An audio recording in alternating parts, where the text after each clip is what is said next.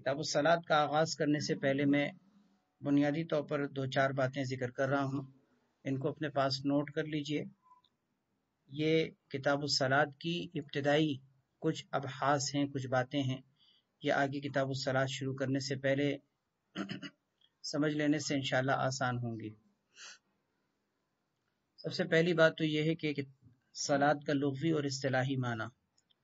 صلاۃ لغت میں دعا کو بھی کہتے ہیں، جیسے کہ اصول فقہ کی کتابوں میں آپ نے اس کی تفصیل پڑھی ہے کہ صلاۃ لغت میں دعا کو بھی کہا جاتا ہے، صلاۃ لغت میں رحمت کو بھی کہا جاتا ہے، اور صلاۃ لغت میں ٹیڑھی لکڑی کو اگر آگ میں سینک کر سیدھا کیا جائے تو اس کو بھی صلاۃ کہتے ہیں۔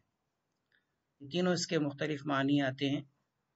رحمت اور دعا کے معنی میں بھی صلاۃ کا لفظ استعمال ہوتا ہے، اور لغوی معنی کے اعتبار سے کسی بھی لکڑی کو جبکہ وہ ٹیڑھی ہو اس کو آگ پر تپا کر آگ پر سیدھا کر کے اس کو آگ پر سینک کر سیدھا کیا جائے اس کو بھی صلاۃ کہا جاتا ہے۔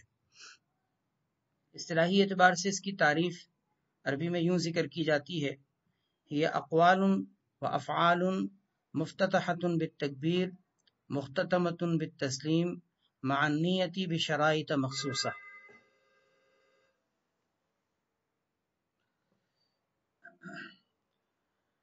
اصطلاحی تعریف اس کی یہ ہے کہ نماز ان اقوال اور افعال کا نام ہے جن کا افتتاح یعنی جن کی ابتدا تکبیر کے ذریعے سے ہوتی ہے، اور جن کا اختتام سلام کے ذریعے سے ہوتا ہے، اور اس میں نیت بھی کی جاتی ہے اور مخصوص شرائط کا لحاظ بھی رکھا جاتا ہے۔ اس کی تعریف یہ ہے، یہ افعال و اقوال مفتتحۃ بالتکبیر مختتمۃ بالتسلیم مع النیۃ بشرائط مخصوصہ، یعنی نماز ان افعال اور اقوال کا نام ہے جن کا افتتاح تکبیر کے ذریعے سے ہوتا ہے، یعنی ہم اس کی ابتدا میں تکبیر تحریمہ کہتے ہیں، اور اس کا اختتام تسلیم کے ذریعے سے ہوتا ہے کیونکہ ہم اس کے اختتام پر سلام کہتے ہیں، لیکن اس میں نیت بھی ضروری ہے اور مخصوص شرائط کا لحاظ بھی ضروری ہے۔ تو یہ صلاۃ کا لغوی معنی، صلاۃ کا اصطلاحی معنی ہو گیا۔ پہلی بات ہو گئی صلاۃ کا لغوی اور اصطلاحی معنی۔ دوسری بات، صلاۃ کی اہمیت کیا ہے؟ صلاۃ کی اہمیت کے لیے بنیادی طور پر چند چیزیں سن لیجئے کہ نماز کی اہمیت کو سمجھنے کے لیے یہ کافی ہے کہ نماز کو دین کا ستون قرار دیا گیا ہے۔ اسی طرح سب سے افضل ترین عمل نماز ہے، خود حدیث میں آگے آ رہا ہے اسی باب کے اندر کہ آپ صلی اللہ علیہ وسلم سے پوچھا گیا کہ سب سے افضل ترین عمل کیا ہے؟ آپ نے فرمایا کہ نماز۔ اسی طرح تیسری چیز یہ کہ یہ ارکان اسلام میں سے ہے، اسلام کی بنیاد یعنی اسلام کی عمارت اس پر قائم ہے۔ چوتھی چیز یہ کہ اس کے تارک کو حدیث میں کافر کہا گیا ہے، اگرچہ کافر کا مطلب سمجھنا چاہیے جیسے کہ ہم آگے اس کی تفصیل ذکر کریں گے، لیکن یہ کہ یہ کوئی کم ہے کہ نماز کے تارک کو، نماز کے چھوڑنے والے کو کافر قرار دیا گیا۔ اگرچہ کافر کا یہ مطلب نہیں کہ انسان حقیقت میں کافر ہو جاتا ہے، لیکن بہرحال اتنی سخت وعید کہ آپ صلی اللہ علیہ وسلم نے اس کے تارک کو کفر قرار دیا، کافر قرار دیا، یہ بھی نماز کی اہمیت کو سمجھنے کے لیے کافی ہے۔ اسی طرح اس کی اہمیت کو سمجھنے کے لیے یہ بات بھی کافی ہے کہ خود حدیث میں موجود ہے کہ قیامت کے دن سب سے پہلی جو پرسش ہوگی، سب سے پہلے جو پوچھ گچھ ہوگی وہ نماز کے بارے میں ہوگی۔ اس کی اہمیت کو سمجھنے کے لیے ایک بات یہ بھی کافی ہے کہ نبی کریم صلی اللہ علیہ وسلم کی تمام وصیتوں میں سب سے آخری وصیت جو تھی وہ یہ تھی کہ آپ صلی اللہ علیہ وسلم نے نماز کی تاکید فرمائی اور اپنے ماتحتوں کے ساتھ اچھا سلوک کرنے کا حکم دیا۔ تو یہ چند ایسی چیزیں ہیں کہ جن سے ہم نماز کی اہمیت کو سمجھ سکتے ہیں کہ نماز کتنی اہم ترین عبادت کہ جسے دین کا ستون کہا گیا، جسے اسلام کے ارکان میں شمار کیا گیا، جس کے تارک کو کافر قرار دیا گیا، جس کو سب سے افضل ترین عمل قرار دیا گیا، اور جس کے بارے میں قیامت میں سب سے پہلے پوچھ گچھ کی جائے گی۔ یہ نماز کی اہمیت کی بات ہو گئی۔ تیسری بات، نماز کا حکم کیا ہے؟ نماز کا حکم یہ ہے کہ نماز فرض ہے، فرض قطعی ہے، قرآن و حدیث سے اور نبی کریم صلی اللہ علیہ وسلم کے افعال سے ثابت ہے لہذا جو شخص اس کا انکار کرتا ہے وہ کافر، اور جو شخص سستی کی وجہ سے اس کو ترک کرتا ہے وہ فاسق ہے اور مردود الشہادت ہے۔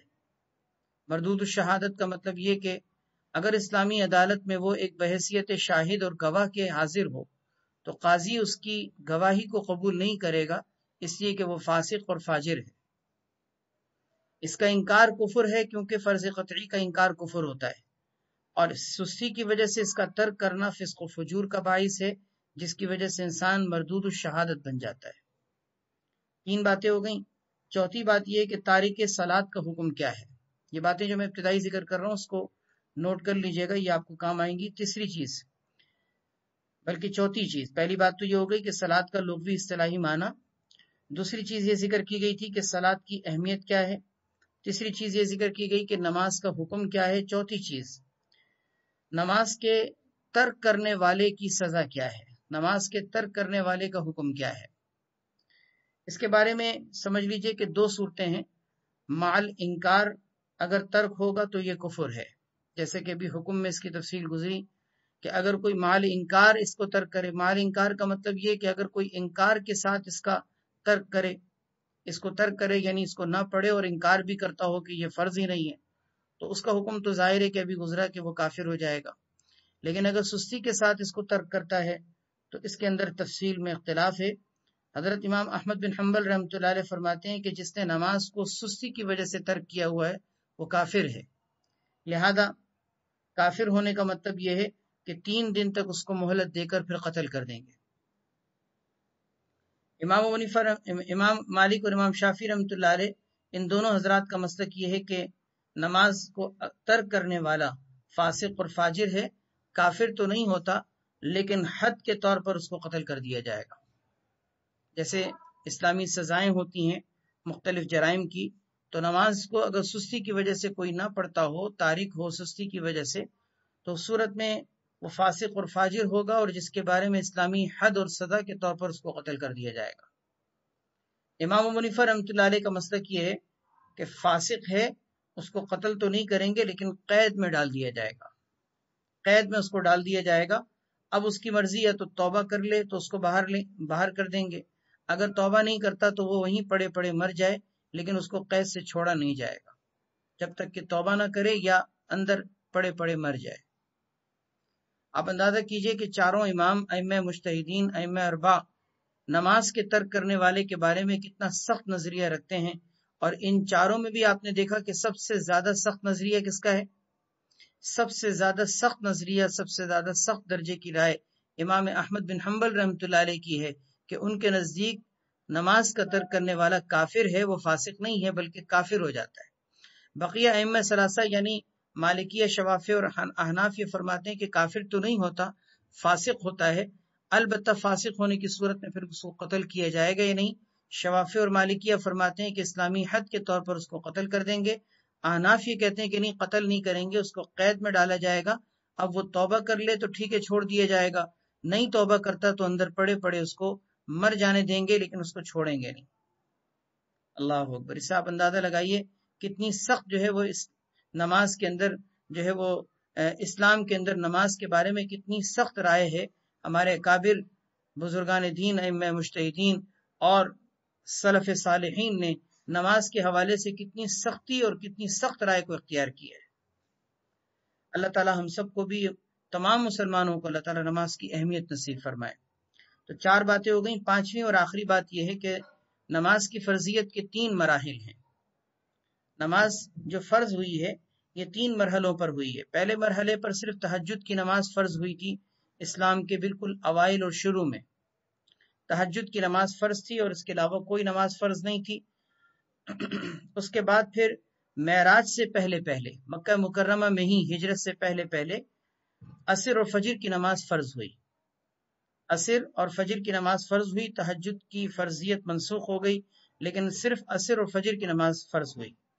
پھر تیسرے نمبر پر ہجرت ہی سے 1.5 سال پہلے شب معراج کے موقع پر بقیہ 3 نمازیں بھی فرض ہو گئیں، یعنی فجر اور عصر کے علاوہ ظہر، مغرب اور عشاء۔ اس طرح یہ کل 5 نمازیں بتدریج 3 مراحل میں جا کر فرض ہوئی ہیں۔ جی اب احادیث ملاحظہ کیجئے، یہ ابتدائی 5 باتیں ہیں، ان کو نوٹ کر لیجئے، اب ان حدیثوں کو ملاحظہ فرمائیے۔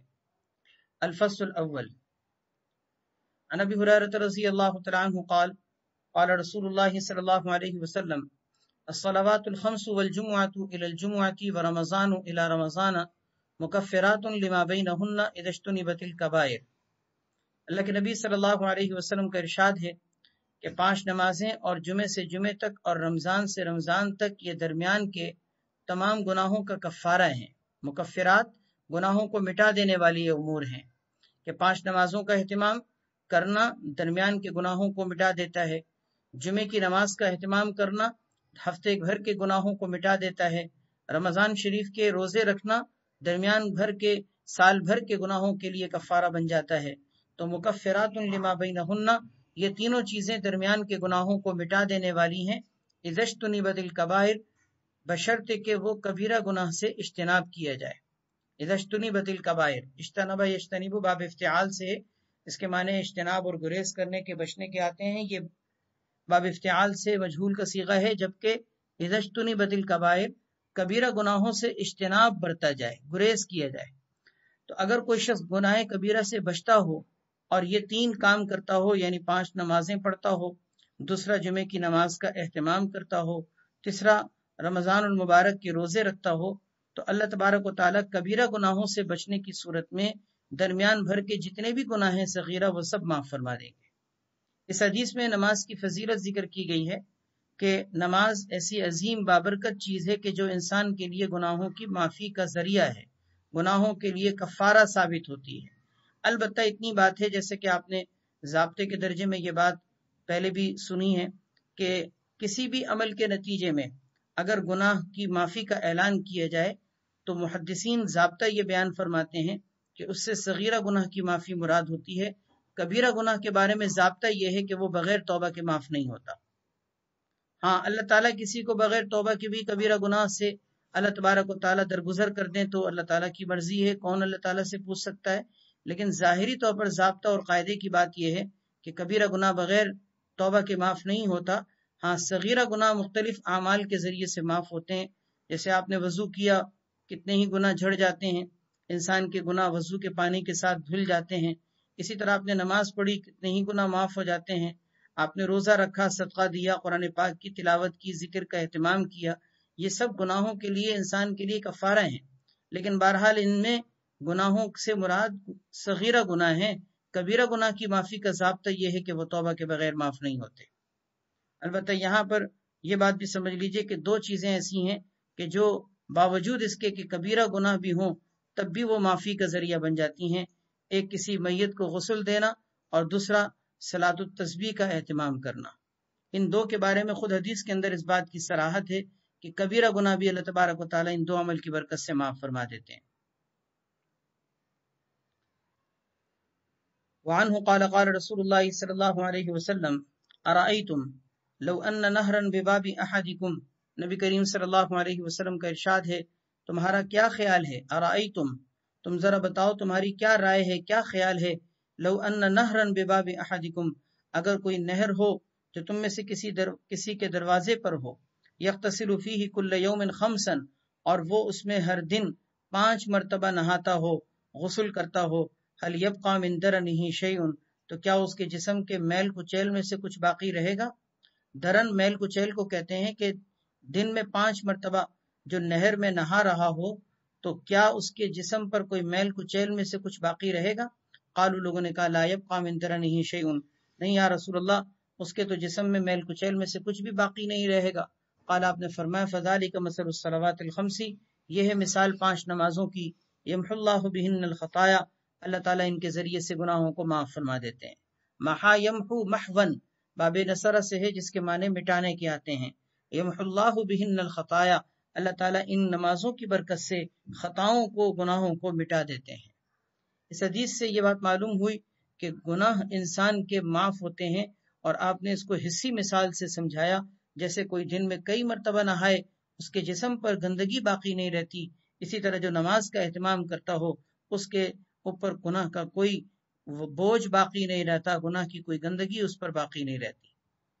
تو اس حدیث میں بھی نماز کی فضیلت اس کا مکفر ہونا یعنی گناہوں کے لیے کفارہ ثابت ہونا ذکر کی گئی ہے۔ حضرت عبداللہ بن مسعود رضی اللہ تعالیٰ عنہ سے مروی ہے کہ ان رجلا اصاب من امرأۃ قبلۃ، حضرت عبداللہ بن مسعود رضی اللہ تعالیٰ عنہ فرماتے ہیں کہ کسی شخص سے یہ گناہ سرزد ہو گیا کہ وہ کسی عورت سے بوسہ لے بیٹھا، یعنی اس سے یہ غلطی ہو گئی، اس سے یہ جرم سرزد ہو گیا کہ اصاب من امرأۃ قبلۃ، قبلہ بوسے کو کہتے ہیں، اور اصاب یصیب باب افعال سے، جس کا معنی کسی کام تک پہنچنا، کسی کام کو کرنا۔ یہاں مراد یہ ہے کہ اس سے یہ گناہ سرزد ہو گیا کہ وہ کسی عورت سے بوسہ لے بیٹھا۔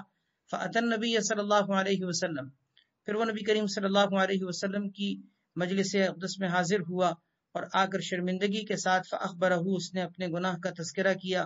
فأنزل اللہ تعالی، اللہ تبارک و تعالی نے قرآن کریم کی یہ آیت نازل فرمائی، وأقم الصلاة طرفی النہار، کہ نماز قائم کرو دن کے دونوں اطراف میں۔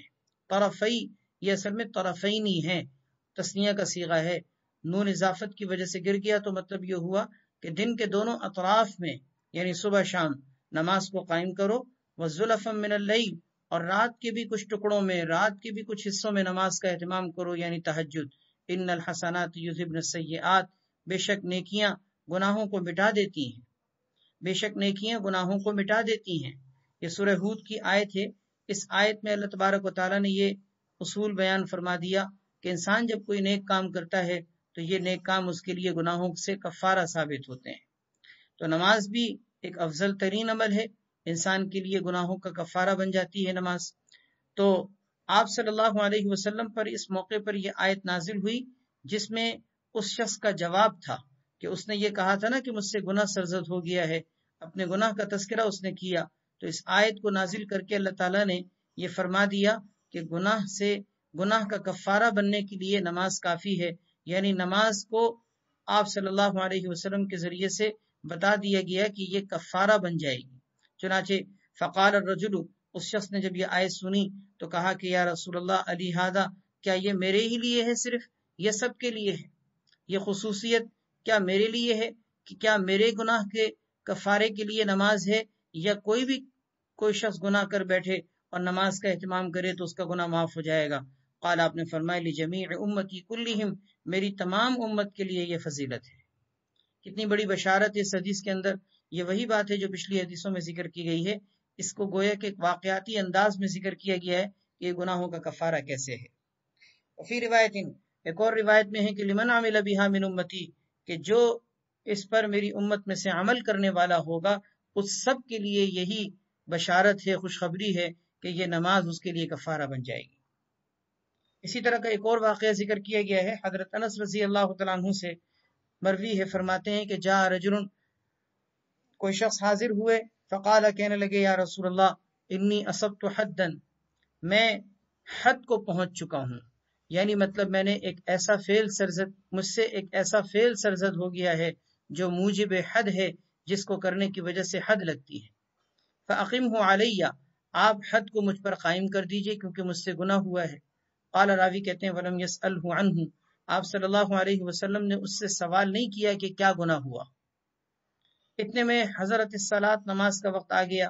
فصلی مع رسول اللہ صلی اللہ علیہ وسلم، اس شخص نے نبی کریم صلی اللہ علیہ وسلم کے ساتھ نماز ادا کی۔ فلما قضى النبی صلی اللہ علیہ وسلم الصلاۃ، جب نبی کریم صلی اللہ علیہ وسلم نے نماز مکمل کر لی، قام الرجل، تو وہ شخص کھڑا ہوا اور عرض کیا یا رسول اللہ انی اصبت حدا، میں نے حد والا کام کیا ہے، میں حد کو پہنچا ہوں، یعنی مطلب میں نے ایسا کام کیا ہے کہ جس کی وجہ سے مجھ پر حد لگنی چاہیے۔ فاقم فی کتاب اللہ، آپ میرے بارے میں اللہ کی کتاب قائم کر دیجئے، یعنی اللہ کے حکم کو نافذ کر دیجئے۔ قال، آپ نے فرمایا الیس قد صلیت معنا، کیا تم نے ہمارے ساتھ ابھی نماز نہیں پڑھی؟ قال نعم، انہوں نے کہا جی ہاں۔ قال، آپ نے فرمایا فإن اللہ قد غفر لك ذنبك او حدك، اللہ تبارک و تعالی نے تمہارے گناہ کو معاف کر دیا، یا یہ فرمائے کہ اللہ تعالیٰ نے تمہاری حد کو معاف کر دیا، اللہ تعالیٰ نے تمہارے گناہ کو معاف کر دیا، یا یہ فرمائے، راوی کا شک ہے کہ ذنب کا کہا تھا یا حد کا کہا تھا، حاصل دونوں کا ایک ہی ہے کہ اللہ تعالیٰ نے تمہارے گناہ کو معاف کر دیا یا اللہ تعالیٰ نے تمہاری حد کو معاف کر دیا۔ متفق علیہ۔ یہاں پہلی بات اس حدیث میں سمجھنے کی یہ ہے کہ دیکھیں یہ بات ابھی اصول کے درجے میں حضرات محدثین کے حوالے سے ذکر کر دی گئی ہے کہ گناہ کبیرہ کے بارے میں ضابطہ یہ ہے کہ وہ عمل سے معاف نہیں ہوتا، اس کے لیے توبہ کرنی پڑتی ہے۔ اس پہ سوال یہ ہوتا ہے کہ اس حدیث میں تو نماز کو گناہ کبیرہ کے لیے بھی معافی قرار دے دیا گیا، اس لیے کہ حد تک پہنچنے والا کوئی گناہ وہ گناہ صغیرہ نہیں ہوتا، کبیرہ ہوتا ہے، اور اس حدیث میں تو کہا گیا ہے کہ اس کا کبیرہ گناہ بھی معاف ہو گیا تھا۔ سوال سمجھ میں آئے؟ یعنی گویا کہ اس حدیث پر پہلا سوال تو یہ ہے کہ حد جو ہے وہ ایک گناہ کبیرہ کا کام ہوتا ہے، نماز کے ذریعے سے حد کیسے معاف ہوئی، یعنی گناہ کبیرہ کیسے معاف ہوا۔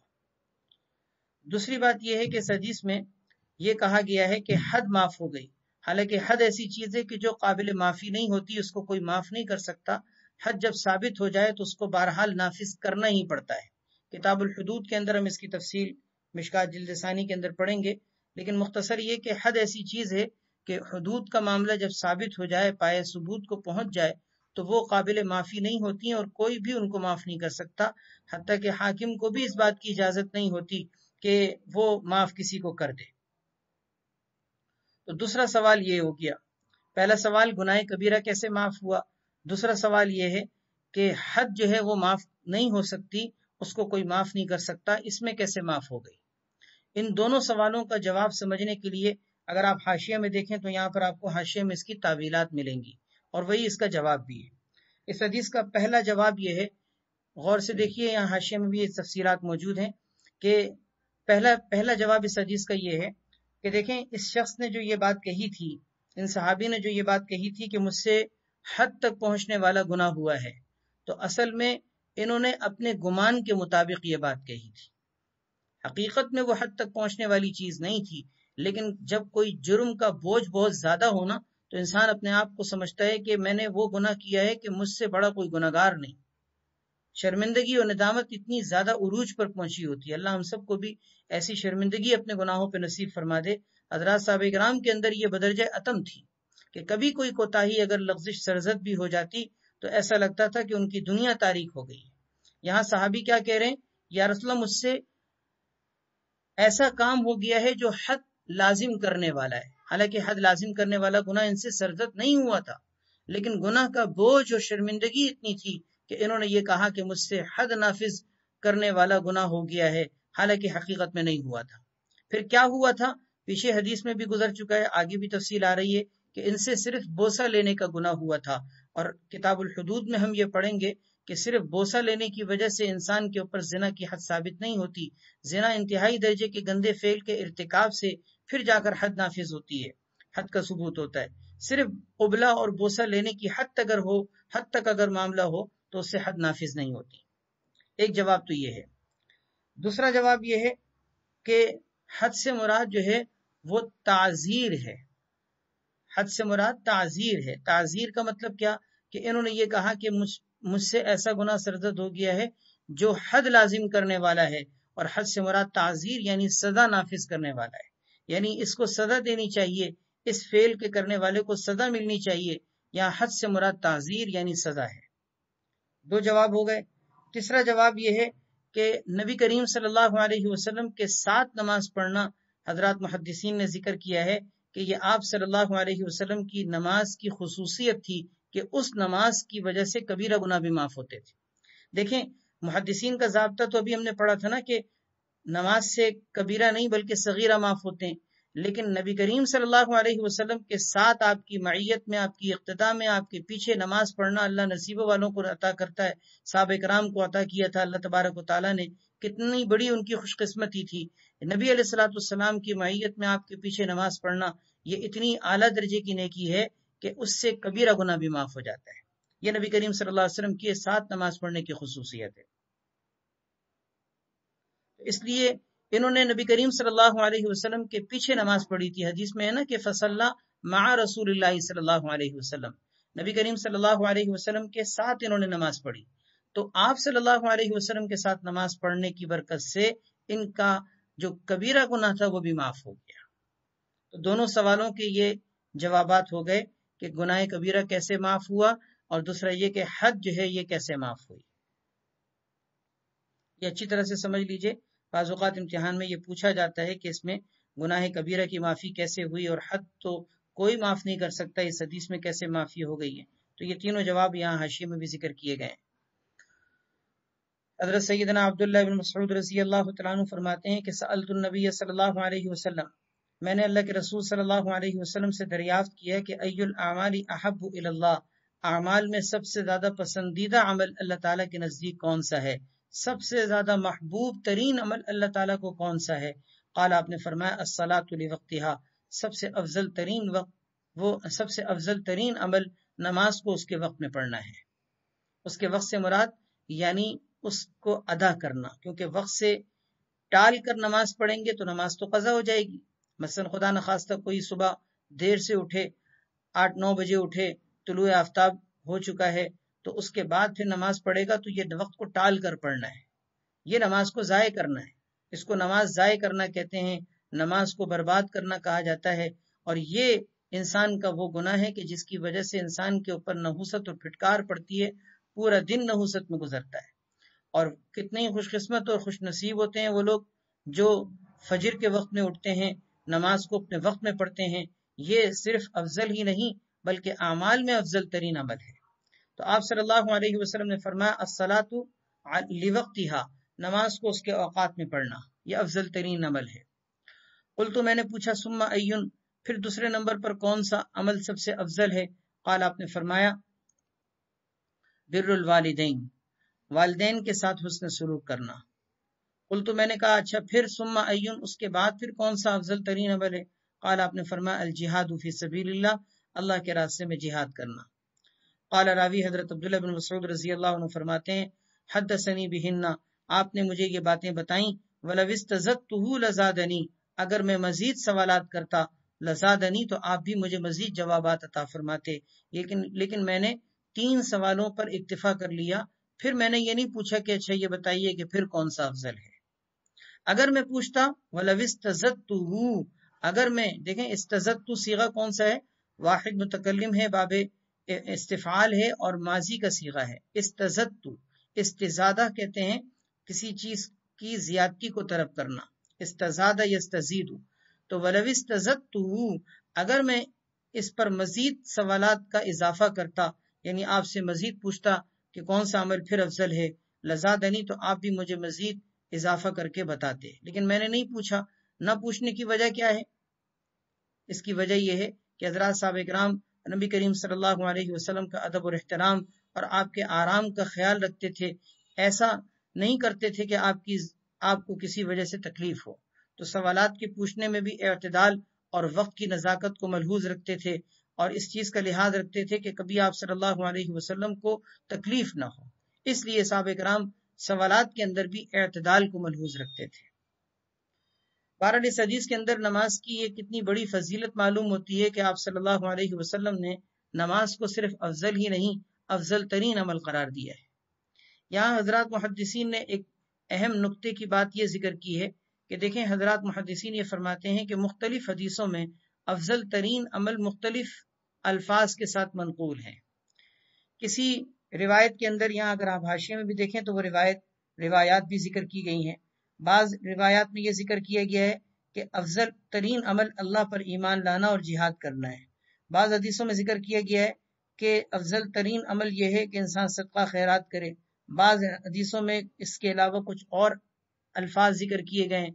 تو مختلف حدیثوں میں جب مختلف حدیثوں میں مختلف اعمال کو افضل ترین کہا تو سوال یہ پیدا ہوتا ہے کہ ہر عمل افضل ترین کیسے ہو سکتا ہے؟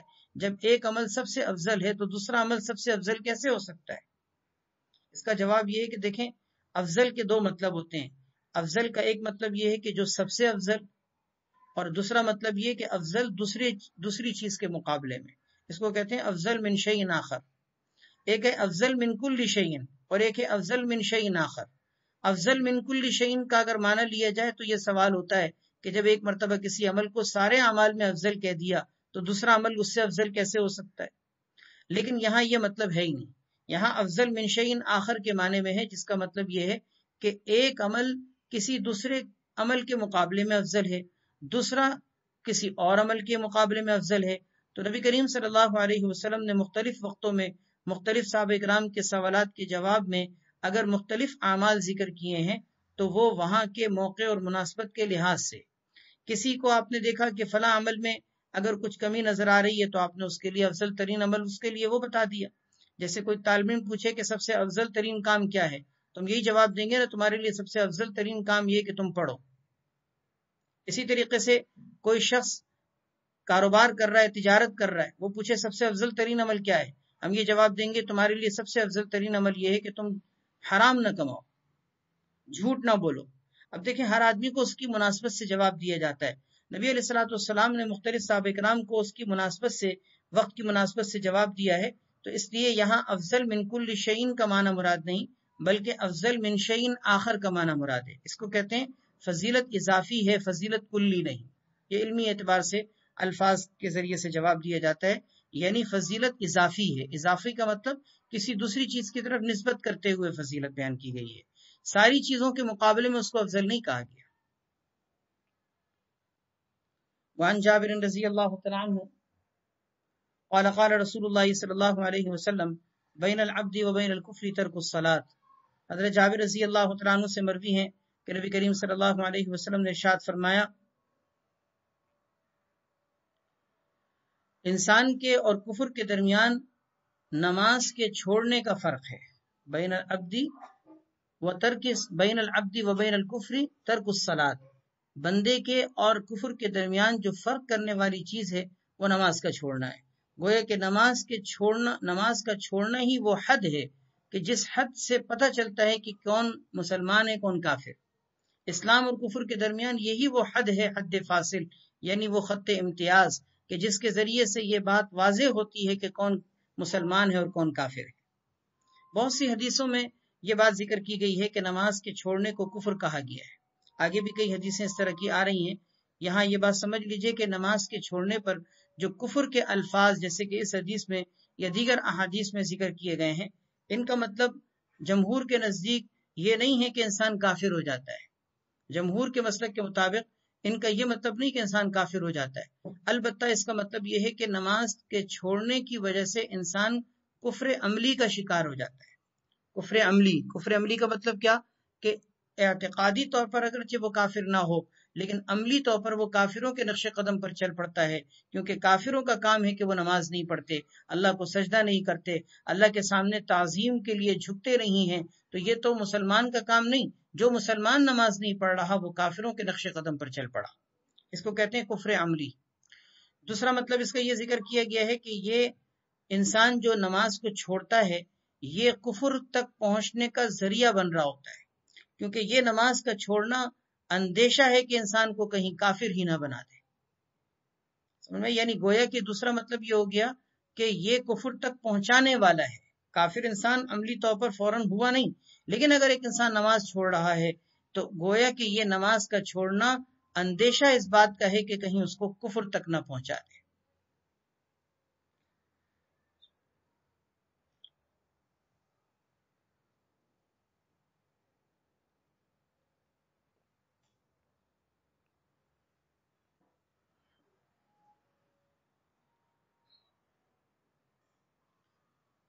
جمہور کے نزدیک کفر کی یہ تعویل کی جاتی ہے.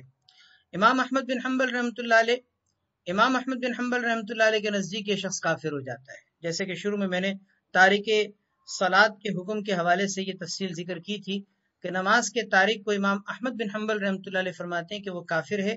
3 دن تک کی مہلت دی جائے گی، اگر پڑھنا شروع کرے تو ٹھیک ہے، نہیں تو اس کو قتل کر دیا جائے. باقی حضرات اس کو کافر نہیں کہتے.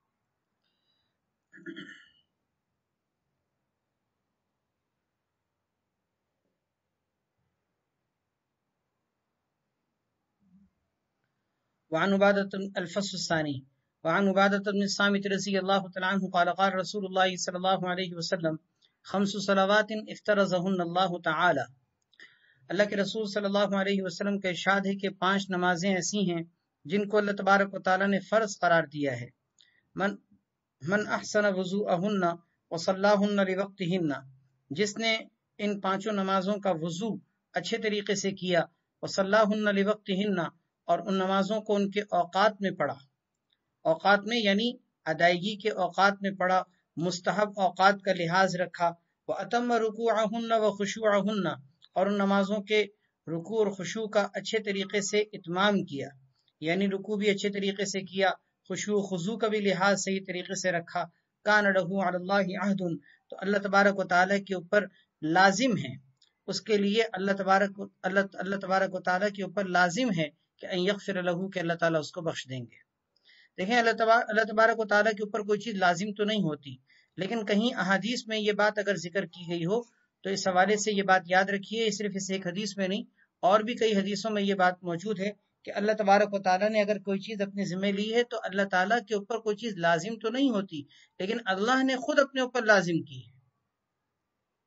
جیسے کوئی بادشاہ یا کوئی بڑا اگر یہ کہے کہ تمہارا یہ حق مجھ پر لازم ہے، لازم تو نہیں تھا لیکن اس نے اپنے اوپر خود لازم کیا، تو اسی طرح اللہ تبارک و تعالیٰ پر کسی کا کوئی حق نہیں ہے، لیکن اللہ تعالیٰ نے اپنے اوپر خود لازم کیا، یعنی اس عمل کی فضیلت کو اس میں بتایا جا رہا ہے کہ نماز کا اتمام، نماز کے خشوع و خضوع کا اتمام کرنے والے کے لیے اللہ تبارک و تعالیٰ کے اوپر لازم ہے کہ ان یغفر لہ، کہ اللہ تعالیٰ اس کی ضرور مغفرت فرمائیں گے۔ ومن لم يفعل فليس له على الله احد، اور جس نے یہ نہیں کیا تو اللہ تبارک و تعالیٰ کے اوپر اس کے لیے کچھ لازم نہیں، ان شاء غفر له وان شاء عذبه، اگر اللہ تعالیٰ چاہیں گے تو اس کو معاف کر دیں گے اور چاہیں گے تو اس کو عذاب دے دیں گے۔ رواہ احمد و ابو داود اور روا مالک والنسائی نحوہ۔ اللہ تعالیٰ پناہ میں رکھے۔ آج کتنی کثرت سے مسلمانوں کی تعداد نماز میں غفلت کا شکار نظر آتی ہے، یہ نماز کے حوالے سے کتنی بڑی غفلت ہے، اجتماعی غفلت ہے۔ اس لیے اپنے آپ کو بھی، اپنے گھر والوں کو بھی، اپنے گھر کے افراد کو بھی اس معاملے میں محتاط رکھیے کہ ہم نماز پڑھنے کے اندر کسی بھی قسم کی کوتاہی کا شکار نہ ہو، ہمارے گھر کا کوئی فرد نماز کے حوالے سے کوتاہی کا شکار نہ ہو۔ آپ اپنے گھر میں رہتے ہوئے اپنے ماتحتوں پر بھی، اپنے گرد و پیش میں جہاں تک آپ کا اثر و رسوخ ہے، اپنے خاندان کے افراد میں، اپنے ملنے جلنے والوں میں جہاں تک آپ کا اثر و رسوخ ہے، اس چیز کو ملحوظ رکھیں کہ صرف ہم اپنی نماز کی فکر نہ کریں بلکہ ہم ان کو بھی نماز پر لانے والے بنیں۔ اللہ تبارک و تعالی ہمیں بھی اور ہمارے تمام گھر والوں کو، ہم سے تعلق رکھنے والے جتنے بھی افراد ہیں، تمام مسلمانوں کو اللہ تعالی نماز کی توفیق عطا فرمائے۔ یہ وہ اجتماعی غفلت ہے جس پہ آج بہت کثرت سے مسلمان پڑے ہوئے ہیں۔ اگر شرح فیصد کے اعتبار سے دیکھا جائے تو 80%، 70-80% ایک محتاط اندازے کے مطابق کہا جا سکتا ہے کہ مسلمان نماز نہیں پڑھتے۔ اللہ تبارک و تعالیٰ پناہ میں رکھے، اللہ تعالیٰ حفاظت فرمائے۔ نماز جیسی عظیم چیز کہ جس سے بڑھ کر کوئی چیز نہیں، جس سے بڑھ کر کوئی عمل نہیں، جو اسلام کی پہچان، مسلمان کی پہچان، یہ ہماری زندگیوں سے ایسی نکلی کہ ہم دن میں 5 مرتبہ اپنے پاؤں تلے نماز جیسے حکم کو رون ڈالتے ہیں اور ہم پھر بھی اپنے آپ کو مسلمان سمجھ رہے ہوتے ہیں۔ اور یہی تو وجہ ہے کہ سماج کی اس غفلت کا نتیجہ یہ کہ ہمارے دیگر زندگی کے اعمال بھی متاثر ہو چکے ہیں۔ کمائی کا معاملہ دیکھ لیں، معاشرتی زندگی کے معاملات دیکھ لیں، آپس کے تعلقات کو دیکھ لیں، ایک دوسرے کے حقوق کے حوالے سے دیکھ لیں، ہم ہر جگہ کمی کوتاہی کا شکار کیوں ہیں؟ کیونکہ ہمارا اسلام کا بنیادی ستون ہی لرز گیا ہے، ستون ہی ڈگمگا رہا ہے۔ تو قریب ہے کہ خدا نخواستہ ہماری کہیں اسلام کی عمارت ہی منہدم نہ ہو جائے۔ اس لیے نماز جیسی اہم اور عظیم چیز کو فوقیت دینی چاہیے۔ اللہ تعالی ہم سب کو اس غفلت سے محفوظ رکھے۔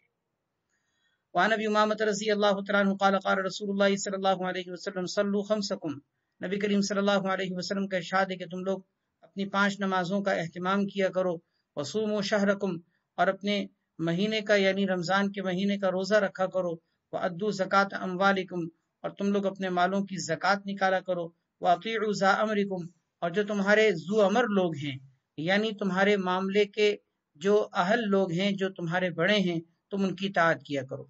اصل میں ذو الامر کا مطلب ہوتا ہے اختیار والے۔ اختیار والے حاکم بھی ہوتے ہیں، اختیار والے ماں باپ بھی ہوتے ہیں، اختیار والے عورت کے لیے اس کا شوہر بھی ہوتا ہے، اختیار والے شاگرد کے لیے اس کا استاد ہوتا ہے، اختیار والے بچوں کے لیے ان کے بڑے ہوتے ہیں۔ تو گویا اختیار والوں میں ایک ایسا لفظ ہے کہ جو سب آ جاتے ہیں، بڑے سرپرست۔ تو اطیعوا ذا امرکم کا مطلب یہ ہو گیا کہ ہر چھوٹے کو اپنے بڑوں کی، اپنے سرپرستوں کی، اپنے اوپر کے لوگوں کی اطاعت کرنی چاہیے، جس میں امیر کی اطاعت بھی آ گئی، جس میں حاکم کی اطاعت بھی آ گئی، جس میں ماں باپ کی اطاعت بھی آ گئی، جس میں شوہر کی اطاعت بھی آ گئی، جس میں استاد کی اطاعت بھی آ گئی، اس میں علماء کی اطاعت بھی آ گئی۔ اس لیے کہ قرآن کریم کے الفاظ میں اولو الامر سورۃ النساء کے اندر علماء کو بھی کہا گیا ہے۔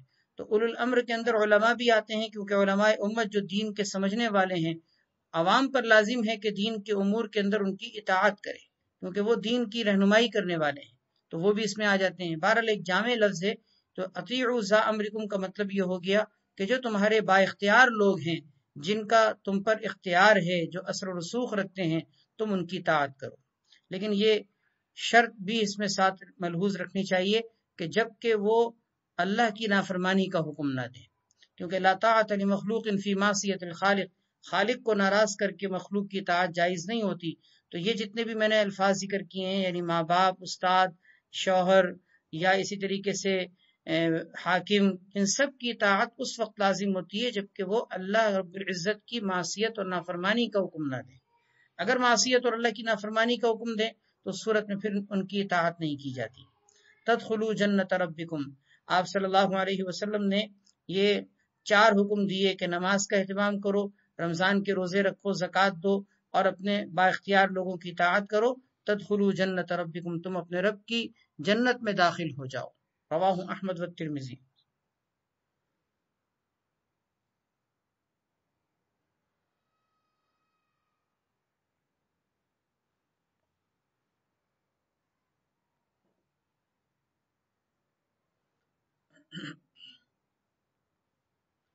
وعن عمرو بن شعيب عن أبيه عن جده رضي الله تعالى عنه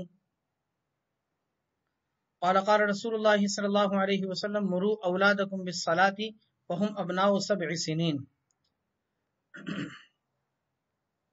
اللہ کے نبی صلی اللہ علیہ وسلم کا ارشاد ہے، آپ صلی اللہ علیہ وسلم نے ارشاد فرمایا، مروا اولادکم بالصلاۃ، تم لوگ اپنی اولاد کو نماز کا حکم دو، وهم ابناء 7 سنین، اس حالت میں کہ وہ اولاد 7 سال کی ہو جائے، وضربوہم علیہا، اور تم ان کو نماز کے نہ پڑھنے پر مارو، وهم ابناء 10 سنین، جبکہ وہ 10 سال کے ہو جائیں، وفرقوا بینہم فی المضاجع، اور ان کے درمیان تفریق کر دو، فرقت کر دو بستروں کے اعتبار سے۔ رواہ ابو داؤد وکذا رواہ فی شرح السنہ۔ وفی المصابیح عن صبرۃ بن معبد، مصابیح السنہ کے اندر یہ روایت حضرت صبرہ بن معبد رضی اللہ تعالیٰ عنہ سے نقل کی گئی ہے، اور باقی امام ابو داؤد رحمۃ اللہ علیہ نے اس حدیث کو عن عمرو بن شعیب عن ابیہ عن جدہ کی طریق سے نقل کیا ہے، جس کا حاصل یہ ہے کہ حضرت عبداللہ ابن عمر ابن العاص رضی اللہ تعالیٰ عنہ حدیث کے راوی ہیں۔ یہ بھی مشہور حدیث ہے، آپ نے بارہا سنی ہوگی۔ اس حدیث میں نماز کے حوالے سے اولاد کی تربیت کا صرف حکم ہی نہیں دیا، بلکہ اس کا طریقہ بھی بیان کیا ہے۔ حکم بھی دیا ہے کہ آپ صلی اللہ علیہ وسلم نے باقاعدہ بچوں کی نماز کے اعتبار سے تربیت کرنے کا حکم دیا، اور ساتھ میں طریقہ بھی بتا دیا کہ بچپن ہی سے نماز کے حوالے سے ان کی تربیت کرنی چاہیے۔ اور عام طور پر بچوں کی جو 7 سال کی عمر ہوتی ہے، یہ ایک شعور کی عمر ہوتی ہے، سمجھ کی عمر ہوتی ہے۔ اس عمر تک پہنچنے سے پہلے بچوں کو نماز کی ترغیب دی جائے گی، اور اس عمر پر پہنچنے کے بعد باقاعدہ ان کو نماز کا حکم دیا جائے گا۔ الفاظ پہ غور کیجئے، مرو امر سے ہے، امر یا مرو سے امر آتا ہے مر، اس مر سے اگر ہم گردان پڑھیں تو جمع مذکر حاضر کا صیغہ آئے گا مرو، مر مرا مرو۔ تو یہ امر کا مطلب کیا ہوتا ہے؟ امر کا ہم ترجمہ کرتے ہیں آرڈر، یعنی کسی چیز کا باقاعدہ ایک اتھارٹی کے ساتھ انسان کا حکم دینا۔ آپ اپنے ماتحتوں کو کسی کام کے کرنے کی درخواست کریں کہ بہتر ہے کہ چاہے تو کر لو چاہے تو نہ کرو، یہ امر نہیں ہے۔ امر کہے کہ نہیں یہ میرا آرڈر ہے، تمہیں کرنا ہے، اس کو امر کہتے ہیں عربی زبان میں۔ تو 7 سال کی عمر میں باقاعدہ اولاد کو آرڈر دینے کا حکم ہے نماز کا، کہ نماز کو باقاعدہ ایک حکم کے درجے میں ان کے سامنے رکھو۔ لیکن اس کا یہ مطلب نہیں کہ اس سے پہلے ان کو نماز کا کہنا ہی نہیں ہے، اس سے پہلے نماز کی ترغیب دینی ہے، نماز کے فضائل سنانے ہیں، نماز کے فائدے بتانے ہیں، نماز کا اجر و ثواب ان کے سامنے رکھنا ہے۔ بچپن کی تربیت یہ انسان کو ساری عمر اس کے ذہن کی پختگی کے ساتھ حاصل ہو جاتی ہے۔ 7 سال کی عمر میں جب شعور کی عمر آ جاتی ہے تو باقاعدہ اس کا حکم دینے کا آپ صلی اللہ علیہ وسلم نے تعلیم دی ہے۔ اور پھر 10 سال کی عمر میں اس حکم سے بھی آگے کا درجہ کہ آپ صلی اللہ علیہ وسلم نے وَضْرِبُوهُمْ، یعنی فرمایا کہ نماز کے نہ پڑھنے پر ان کو مارو۔ اب اگر آپ غور کریں تو 7 سال کی عمر یا 10 سال کی عمر دونوں نماز کے فرض ہونے کی نہیں ہے۔ نہ 7 سال کی عمر میں نماز فرض ہوتی ہے، نہ 10 سال کی عمر میں نماز فرض ہوتی ہے۔ نماز کی فرضیت کا تعلق تو بلوغ سے ہے، اور بلوغت کی عمر 10 سال نہیں ہے۔ لیکن پھر بھی نماز کا حکم 10 سال کی عمر میں 7 سال کی عمر میں حکم دینے کا ہے اور 10 سال کی عمر میں نہ پڑھنے پہ مارنے کا حکم دیا جا رہا ہے۔ سوال یہ پیدا ہوتا ہے کہ جب بالغ ہی نہیں ہے اولاد اور نماز اس کے اوپر فرض ہی نہیں ہے تو پھر اس کو نماز کے حوالے سے امر یا ضرب یعنی مارنے کا حکم کیوں دیا گیا؟ جواب اس کا یہی ہے کہ یہ بلوغ سے پہلے ہی تربیت کرنے کا معاملہ ہوتا ہے۔ جب بلوغ سے پہلے ماں باپ تربیت کرتے ہیں تو بالغ ہونے کے بعد وہ اولاد نماز پڑھ رہی ہوتی ہے اور ساری زندگی اس کے لاشعور میں یہ بات بیٹھ جاتی ہے کہ میری زندگی کا جس طرح اہم کام کھانا اور پینا ہے، جس طرح میری زندگی کا اہم کام بشری تقاضے ہیں، اسی طرح یہ بھی میری زندگی کا اہم ترین کام نماز ہے۔ وہ اپنی زندگی کا ایک جز اور لازمی حصہ سمجھتا ہے کیونکہ بچپن ہی سے اس کے دماغ میں یہ بات بیٹھ چکی ہوتی ہے۔ بہت خوش نصیب ہوتے ہیں وہ ماں باپ جو اپنے بچوں کی اس انداز میں حدیث کے مطابق بچپن سے تربیت کرتے ہیں، اور بڑی ہی بدقسمتی کی بات ہوتی ہے جب ماں باپ اپنے بچوں پر رحم کھاتے ہوئے یہ سوچتے ہیں کہ ابھی تو بچہ ہے، ابھی نماز کوئی فرض تھوڑی ہے۔ 10 سال کا 15 سال کا بچہ ہو جاتا ہے، 18-20 سال کے ہو جاتے ہیں، لیکن پڑھتے ہوئے اور ان ماں باپ جو ہے وہ یہ سوچ کے ان کو نہیں اٹھاتے فجر کے لیے کہ بچہ رات کو دیر سے سویا تھا، اور ان کے اوپر ترس کھا رہے ہوتے ہیں، رحم کر رہے ہوتے ہیں، حالانکہ یہ بچوں کے اوپر رحم دلی یا ترس کا معاملہ نہیں ہے۔ آپ سوچئے ذرا، اگر رحم دلی ہوتی تو سب سے بڑے رحم دل کون ہیں؟ اللہ ارحم الراحمین ہیں، نبی علیہ الصلوۃ والسلام رحمت للعالمین ہیں۔ جب اللہ اور اللہ کے نبی صلی اللہ علیہ وسلم نے نماز کا حکم دیا ہے تو ہمارے اور آپ کے رحم دل ہونے یا ترس کھانے کا کیا معاملہ اللہ اور اس کے رسول سے بھی زیادہ ہے؟ کیا ہم نعوذ باللہ ہم یہ کہہ سکتے ہیں کہ ہم اللہ سے زیادہ رحم کرنے والے ہیں؟ کیا ہم یہ کہہ سکتے ہیں کہ ہم اللہ کے نبی صلی اللہ علیہ وسلم سے نعوذ باللہ زیادہ بڑے رحمت للعالمین بن گئے؟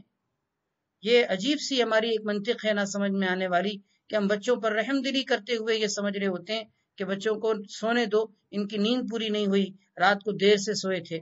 حالانکہ دیکھا جائے تو رات کو دیر سے بھی سونا، موبائل انٹرنیٹ کے اندر اسکرینوں کے سامنے بیٹھ کر وقت ضائع کر کے رات کو دیر سے سونا اور پھر اس کی وجہ سے رحم دلی کھانا اور یہ سوچنا کہ فجر کی نماز کے لیے اٹھائیں گے تو نیند پوری نہیں ہوگی۔ بہرحال اللہ تبارک و تعالی ہم سب کو خود بھی اور اپنے بچوں کی تربیت کے حوالے سے بھی کسی بھی قسم کی کوتاہی کا شکار ہونے سے محفوظ رکھے۔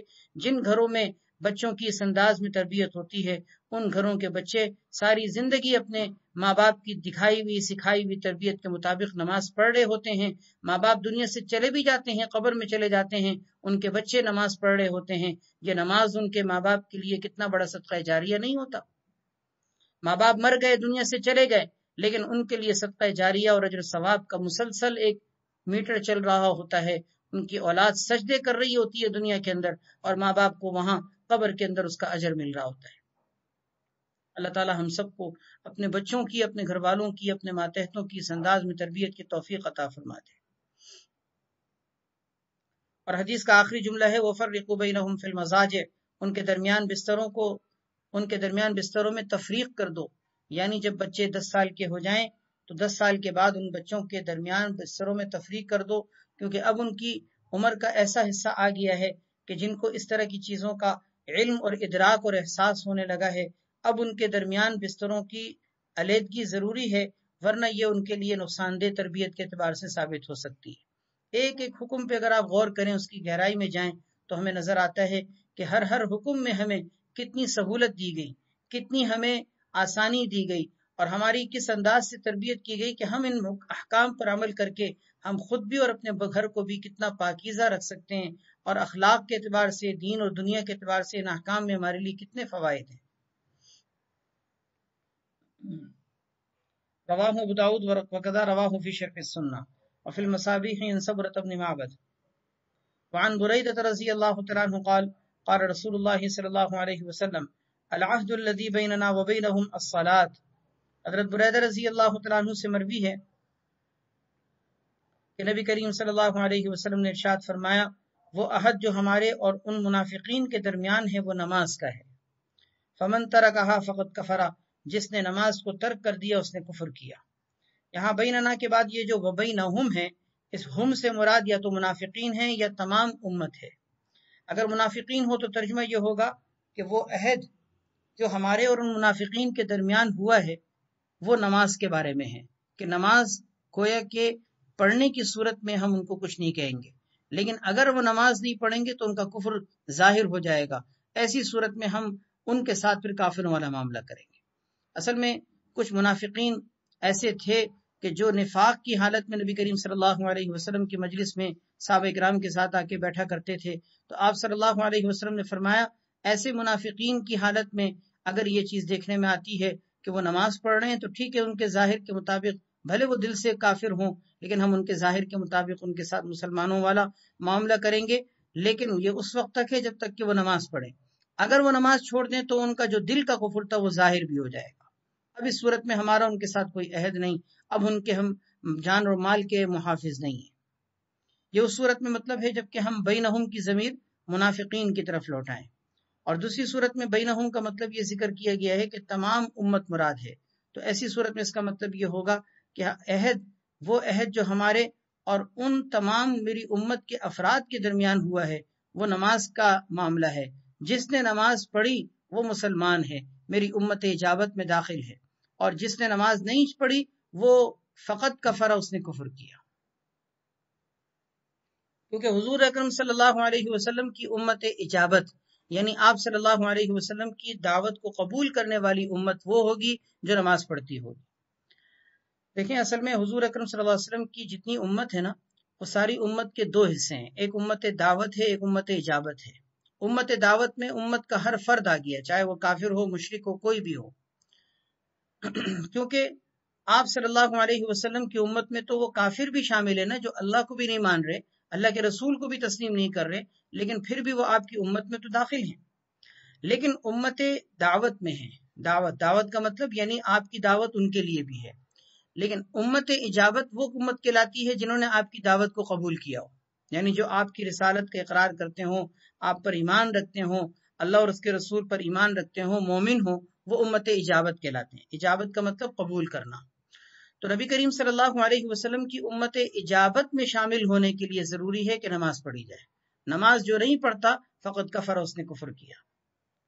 یہاں پہ بھی کفرہ کا مطلب پہلے ذکر کیا جا چکا ہے کہ کفرہ کا مطلب کیا واقعی کافر ہونا مراد ہے یا اس سے مراد کوئی اور ہے، اس کی تفصیل ذکر کی جا چکی ہے۔ رواہ احمد والترمذی والنسائی وابن ماجہ۔ الفصل الثالث عن عبد الله بن مسعود رضی اللہ تعالی عنہ قال جاء رجل الى النبي صلی اللہ علیہ وسلم۔ حضرت عبداللہ بن مسعود رضی اللہ تعالیٰ عنہ سے مروی ہے کہ ایک شخص نبی کریم صلی اللہ علیہ وسلم کی خدمت اقدس میں حاضر ہوئے، عرض کیا یا رسول اللہ انی عالجت امرأۃ، مجھ سے ایک گناہ ہو گیا ہے، اور وہ گناہ کیا؟ عالجت امرأۃ، میں نے ایک عورت سے بوس و کنار کر لیا ہے۔ عالجتو یہاں بوس و کنار کرنے کے معنی میں ہے، ورنہ عالجتو کا ایک معنی دخول کے بھی آتے ہیں، یہاں دخول مراد نہیں ہے۔ انی عالجتو امرأۃ، میں کسی عورت سے بوس و کنار کر بیٹھا ہوں، فی اقصی المدینتی، مدینہ منورہ کے کنارے پر، وانی اصبت منہا، اور میں اس عورت کے پاس پہنچا ہوں، ما دون ان امسہا، سوائے اس کے کہ میں نے جمع نہیں کیا۔ یعنی مطلب یہ کہ انہوں نے الفاظ میں کنایا استعمال کرتے ہوئے کہا کہ میں اس عورت تک پہنچا ہوں، لفظی ترجمہ، میں اس عورت تک پہنچا ہوں سوائے اس کے کہ ما دون ان امسہا، کہ میں اس کو چھوں کا مطلب یعنی جمع کروں، کہ میرا صرف یہی معاملہ نہیں ہوا کہ میں نے جمع کیا ہو، باقی جو ہے ابتدائی مراحل میں جو ملاعبت ہوتی ہے، بوس و کنار ہوتا ہے، وہ مجھ سے سرزد ہو گیا ہے۔ تو انہوں نے گویا کہ اس بات کی وضاحت کر دی کہ صرف بوس و کنار کی حد تک میں نے گناہ کیا ہے، دخول کا معاملہ مجھ سے نہیں ہوا۔ انی اصبت منہا، میں اس عورت تک پہنچا ہوں، ما دون ان امسہا، سوائے اس کے کہ میں نے اس سے جمع کیا ہو، یعنی جمع نہیں کیا، زنا نہیں کیا، صرف بوس و کنار کی حد تک کا معاملہ ہوا ہے۔ فانا ھذا، پس میں موجود ہوں، فاقضی فی ما شئت، میرے بارے میں آپ جو چاہیے فیصلہ کر دیجیے۔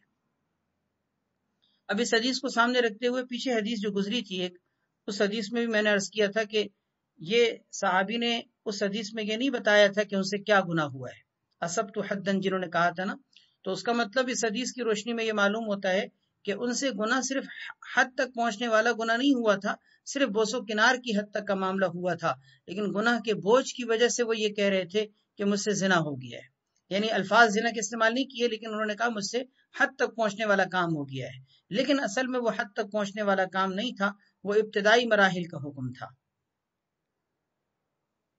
فانا ہادہ میں موجود ہوں فقضی فی یا ما شئت، میرے بارے میں جو آپ چاہیے فیصلہ کر دیجیے۔ حضرت عمر رضی اللہ تعالیٰ عنہ نے فرمایا لقد سترک اللہ، اللہ تبارک و تعالیٰ نے تمہاری ستر پوشی کی تھی۔ لو سترتا علی نفسک، کاش کہ تم بھی اپنے نفس پر ستر کرتے، یعنی اللہ تعالیٰ نے تو تمہارا معاملہ پردے میں رکھا تھا، تم نے آ کر لوگوں کے سامنے، حضور اکرم صلی اللہ علیہ وسلم کے سامنے اپنا معاملہ کیوں کھولا؟ قال، راوی کہتے ہیں ولم یرد النبی صلی اللہ علیہ وسلم علیہ شیئا، نبی کریم صلی اللہ علیہ وسلم نے ان کی کسی بات کا کوئی جواب نہیں دیا۔ رد یرد، رد کرنا، یعنی آپ نے ان کی کسی بات کا جواب نہیں دیا، آپ خاموش رہے۔ وقام الرجل، تھوڑی دیر تک وہ شخص کھڑے رہے اور اس کے بعد پھر فانطلقا، چلے گئے۔ وقام الرجل، وہ شخص کھڑے ہوئے، فانطلقا، اور چلے گئے۔ فاتبعه النبی صلی اللہ علیہ وسلم رجلا فدعاه، آپ صلی اللہ علیہ وسلم نے کسی شخص کو ان کے پیچھے بھیجا اور ان کو بلایا۔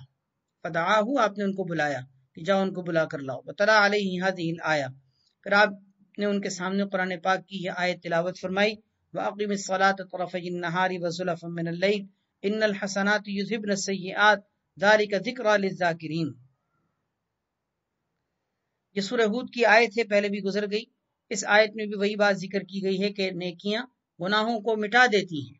تو آپ نے ان کو یہ آیت اس لیے سنائی کہ تم نیکیوں کے کام کرو، نماز پڑھو، دوسرے اعمال صالحہ کا تم اہتمام کرو، ان نیک اعمال کی برکت سے اللہ تمہارے گناہوں کو مٹا دیں گے۔ فقال رجل من القوم، تو لوگوں میں سے کسی شخص نے عرض کیا یا نبی اللہ، ھذا لہ خاصہ، کیا یہ ان کے لیے ہی خاص طور پر یہ انعام ہے کہ گناہوں کی معافی اعمال صالحہ کے ذریعے سے بتائی جا رہی ہے؟ کیا یہ انہی کے لیے خصوصیت ہے یا سب کے لیے؟ فقال، آپ نے فرمایا نہیں، بل للناس کافۃ، تمام لوگوں کے لیے یہ تمام لوگوں کے لیے یہ انعام ہے کہ ان الحسنات یذهبن السیئات، کہ نیکیاں گناہوں کو مٹا دیتی ہیں۔ اس آیت میں بھی اور اسی طرح ان حدیث میں بھی علماء نے یہ بات ذکر کی ہے کہ انسان سے اگر خدا نخواستہ کبھی کوئی گناہ ہو بھی جائے تو اس کو چاہیے کہ توبہ کے ساتھ ساتھ انسان کو کچھ خیر کے کام بھی کر لینے چاہیے۔ خیر کے کاموں میں فوری طور پر انسان یہ بھی کر سکتا ہے کہ کوئی صدقہ خیرات کر دے، نماز پڑھ لے، یا ذکر کر لے، تلاوت کر لے، کوئی بھی نیکی کا کام کرنے کا موقع ملے کر لے، اور اس حدیث پر عمل کرنے اور قرآن کریم کی اس آیت پر عمل کرنے کی نیت سے توبہ کے ساتھ ساتھ کچھ نہ کچھ نیکی کے کام بھی کرنے چاہیے۔ اسی لیے بعض روایات میں بعض گناہوں کے تدارک کے طور پر نیکیوں کے کام کرنے کا تذکرہ کیا گیا ہے۔ کتاب الطہارت میں اور اسی طریقے سے دوسری حدیث کے ابواب میں آپ ایسی احادیث پڑھیں گی کہ جس میں نبی علیہ الصلوۃ والسلام نے بعض گناہوں کے تدارک کے طور پر صدقہ کرنے کو بیان کیا ہے۔ حیض کی حالت میں کسی سے اگر وطی ہو جائے تو اس کے لیے بھی حدیث میں ذکر کیا گیا، آپ صلی اللہ علیہ وسلم نے دینار صدقہ کرنے کا حکم دیا ہے۔ یا کسی نے اگر اپنی باندی کو ظلمن اور زیادتی کے طور پر مارا، آپ نے اس باندی کو آزاد کرنے کا حکم دیا ہے۔ تو اس طرح مختلف حدیثوں میں آپ صلی اللہ علیہ وسلم نے جو تدارک کے طور پر نیکیوں کے کام یا صدقہ خیرات کے کام ذکر کیے ہیں، وہ اسی آیت اور اسی اصول کی بنیاد پر کہ ان الحسنات یذهبن السیئات۔ ان نبی صلی اللہ علیہ وسلم خرج زمن الشتاء، حضرت ابو ذر رضی اللہ عنہ سے مروی ہے کہ ایک دفعہ نبی کریم صلی اللہ علیہ وسلم نکلے زمن الشتائی، سردی کے موسم میں، سردی کے زمانے میں، والورق یتہافت، اور پتے جھڑ رہے تھے۔ سردی کا موسم یعنی اس کے بعد جو خزاں کا موسم ہوتا ہے جس میں جھڑ ہوتا ہے، یعنی پتے جھڑ رہے ہوتے ہیں، اس وقت کی یہ بات ہے۔ والورق یتہافت، پتے جھڑ رہے تھے۔ فاخذ بغصنین، آپ صلی اللہ علیہ وسلم نے 2 ٹہنیاں پکڑی، من شجرۃ، ایک درخت کی۔ قال، راوی کہتے ہیں فجعل ذلك الورق یتہافت، کہ پس وہ پتے مزید جھڑنے لگے۔ جعل جو ہے نا یہ فعل شروع میں سے ہے، فجعل ذلك الورق، پس وہ پتے یتہافت، جھڑنا شروع ہو گئے۔ فقال، راوی کہتے ہیں کہ فقال، تو آپ صلی اللہ علیہ وسلم نے فرمایا، یا ابا ذر، اے ابو ذر، یعنی آپ نے حضرت ابو ذر رضی اللہ عنہ کو بلایا۔ قلت، میں نے کہا، لبیک یا رسول اللہ، اے اللہ کے رسول میں حاضر ہوں۔ قال، آپ نے فرمایا کہ ان العبد المسلم لا یصلی الصلاۃ، بے شک مسلمان بندہ نماز پڑھتا ہے، یرید بہا وجہ اللہ، وہ اس کے ذریعے سے اللہ تبارک و تعالیٰ کی رضا اور خوشنودی کا ارادہ رکھتا ہے، یعنی صرف اللہ کو راضی کرنے کی نیت سے کوئی بندہ نماز پڑھتا ہے۔ فتحافت عنہ ذنوبہ، تو اس کے گناہ اس سے جھڑنے لگ جاتے ہیں، کما تحافت ھذا الورق عن ھذہ الشجرۃ، جیسے کہ یہ پتے اس درخت سے جھڑ رہے ہیں. فتحافت عنہ ذنوبہ، اس کے گناہ جھڑنے لگ جاتے ہیں اس سے. کما تحافت هذا الورق عن هذه الشجرة، جیسے کہ یہ پتے اس درخت سے جھڑ رہے ہیں. اس سے اندازہ لگائیے کہ انسان کے گناہ کتنی کثرت سے نماز کی برکت سے گرتے ہیں. پتجھڑ کا موسم ہو، خزاں کا موسم ہو، آپ نے دیکھا ہوگا وہ منظر کہ سارا درخت جو ہے وہ بالکل گنجا ہو جاتا ہے، اس کے پتے کتنے گرتے ہیں اور کس قدر وہ درخت خالی ہو جاتا ہے پتوں سے. آپ صلی اللہ علیہ وسلم نے اس زمانے کی مثال دے کر فرمایا کہ بالکل اسی طرح جب کوئی بندہ اللہ کو راضی کرنے کے لیے نماز پڑھتا ہے تو اس کے گناہ ایسے ہی جھڑ جاتے ہیں. اس میں نماز کی فضیلت کے ساتھ ساتھ یہ شرط بھی ذکر کی گئی ہے کہ اللہ کو راضی کرنے کے لیے، یرید بہا وجہ اللہ، یہ وہی قید ہے کہ اللہ کو راضی کرنے کے لیے خلوص کے ساتھ جو بندہ نماز پڑھتا ہے، اللہ تبارک و تعالیٰ اس کے گناہ ایسے ہی جھاڑ دیتے ہیں جیسے کہ درخت کے پتے جھڑتے ہیں. اس لیے خوب شوق کے ساتھ، رغبت کے ساتھ، اہتمام کے ساتھ اللہ کو راضی کرنے کے لیے نماز کو محبت اور عقیدت کے ساتھ پڑھنا چاہیے. یہ معمولی چیز نہیں سمجھنی چاہیے. ہم دن میں 5 مرتبہ اللہ کے سامنے سر بسجود ہوتے ہیں. اللہ تبارک و تعالیٰ کتنے ہی گناہ معاف کر دیتے ہیں، ہمیں پتہ بھی نہیں ہوتا، ہمیں احساس بھی نہیں ہوتا کہ کتنے ہی گناہ ہمارے جھڑ گئے. لیکن اس حدیث سے معلوم ہو رہا ہے کہ انسان کے گناہ کتنی کثرت اور تیزی سے اللہ تبارک و تعالیٰ معاف فرما رہے ہوتے ہیں. اللہ تعالیٰ ہم سب کو نماز کا سرور نصیب فرما دے، نماز کی محبت عطا فرما دے، نماز کی عظمت عطا فرما دے. مانگا کرے. نماز کی عظمت جب انسان کے دل میں ہوتی ہے تو انسان اس پر دوسرے کاموں کو فوقیت نہیں دیتا. نماز سے بڑھ کر جس کے دل میں دوسرے دنیا کے کام آ جائیں، دنیا کے کاموں کی عظمت ہو، کاروبار کی عظمت ہو، نیند کی عظمت ہو، اپنے دنیا کے کاموں کی عظمت ہو، تو پھر چھوٹے چھوٹے کاموں میں نماز ضائع ہو رہی ہوتی ہے. اس لیے یہ مانگنا چاہیے اللہ نماز کی عظمت اور محبت نصیب فرما. نماز کی عظمت اور محبت یہ دونوں چیزیں مانگا کریں. عظمت آئے گی، اگر عظمت آئے گی تو آپ کے دل میں جب عظمت ہوگی تو نماز کو آپ فوقیت دینا شروع کر دیں گے، ہر کام پر نماز کو فوقیت دیں گے. اور محبت آئے گی تو نماز کا سرور ملے گا. کیونکہ محبت نہیں ہو تو نماز انسان کو بوجھل محسوس ہوتی ہے، اور محبت ہو تو انسان کو نماز چھوٹی لگتی ہے اور کہتا ہے کہ اور زیادہ پڑھوں، اور زیادہ سجدہ کروں. اپنے محبوب کے سامنے انسان قدموں میں ڈھیر ہو کر سر بسجود ہو، اس سے بڑی لذت کیا ہو سکتی ہے. اللہ تعالی ہم سب کو نماز کی عظمت بھی نصیب فرمائے اور نماز کی محبت بھی نصیب فرمائے. یہ دونوں چیزیں مانگنا چاہیے.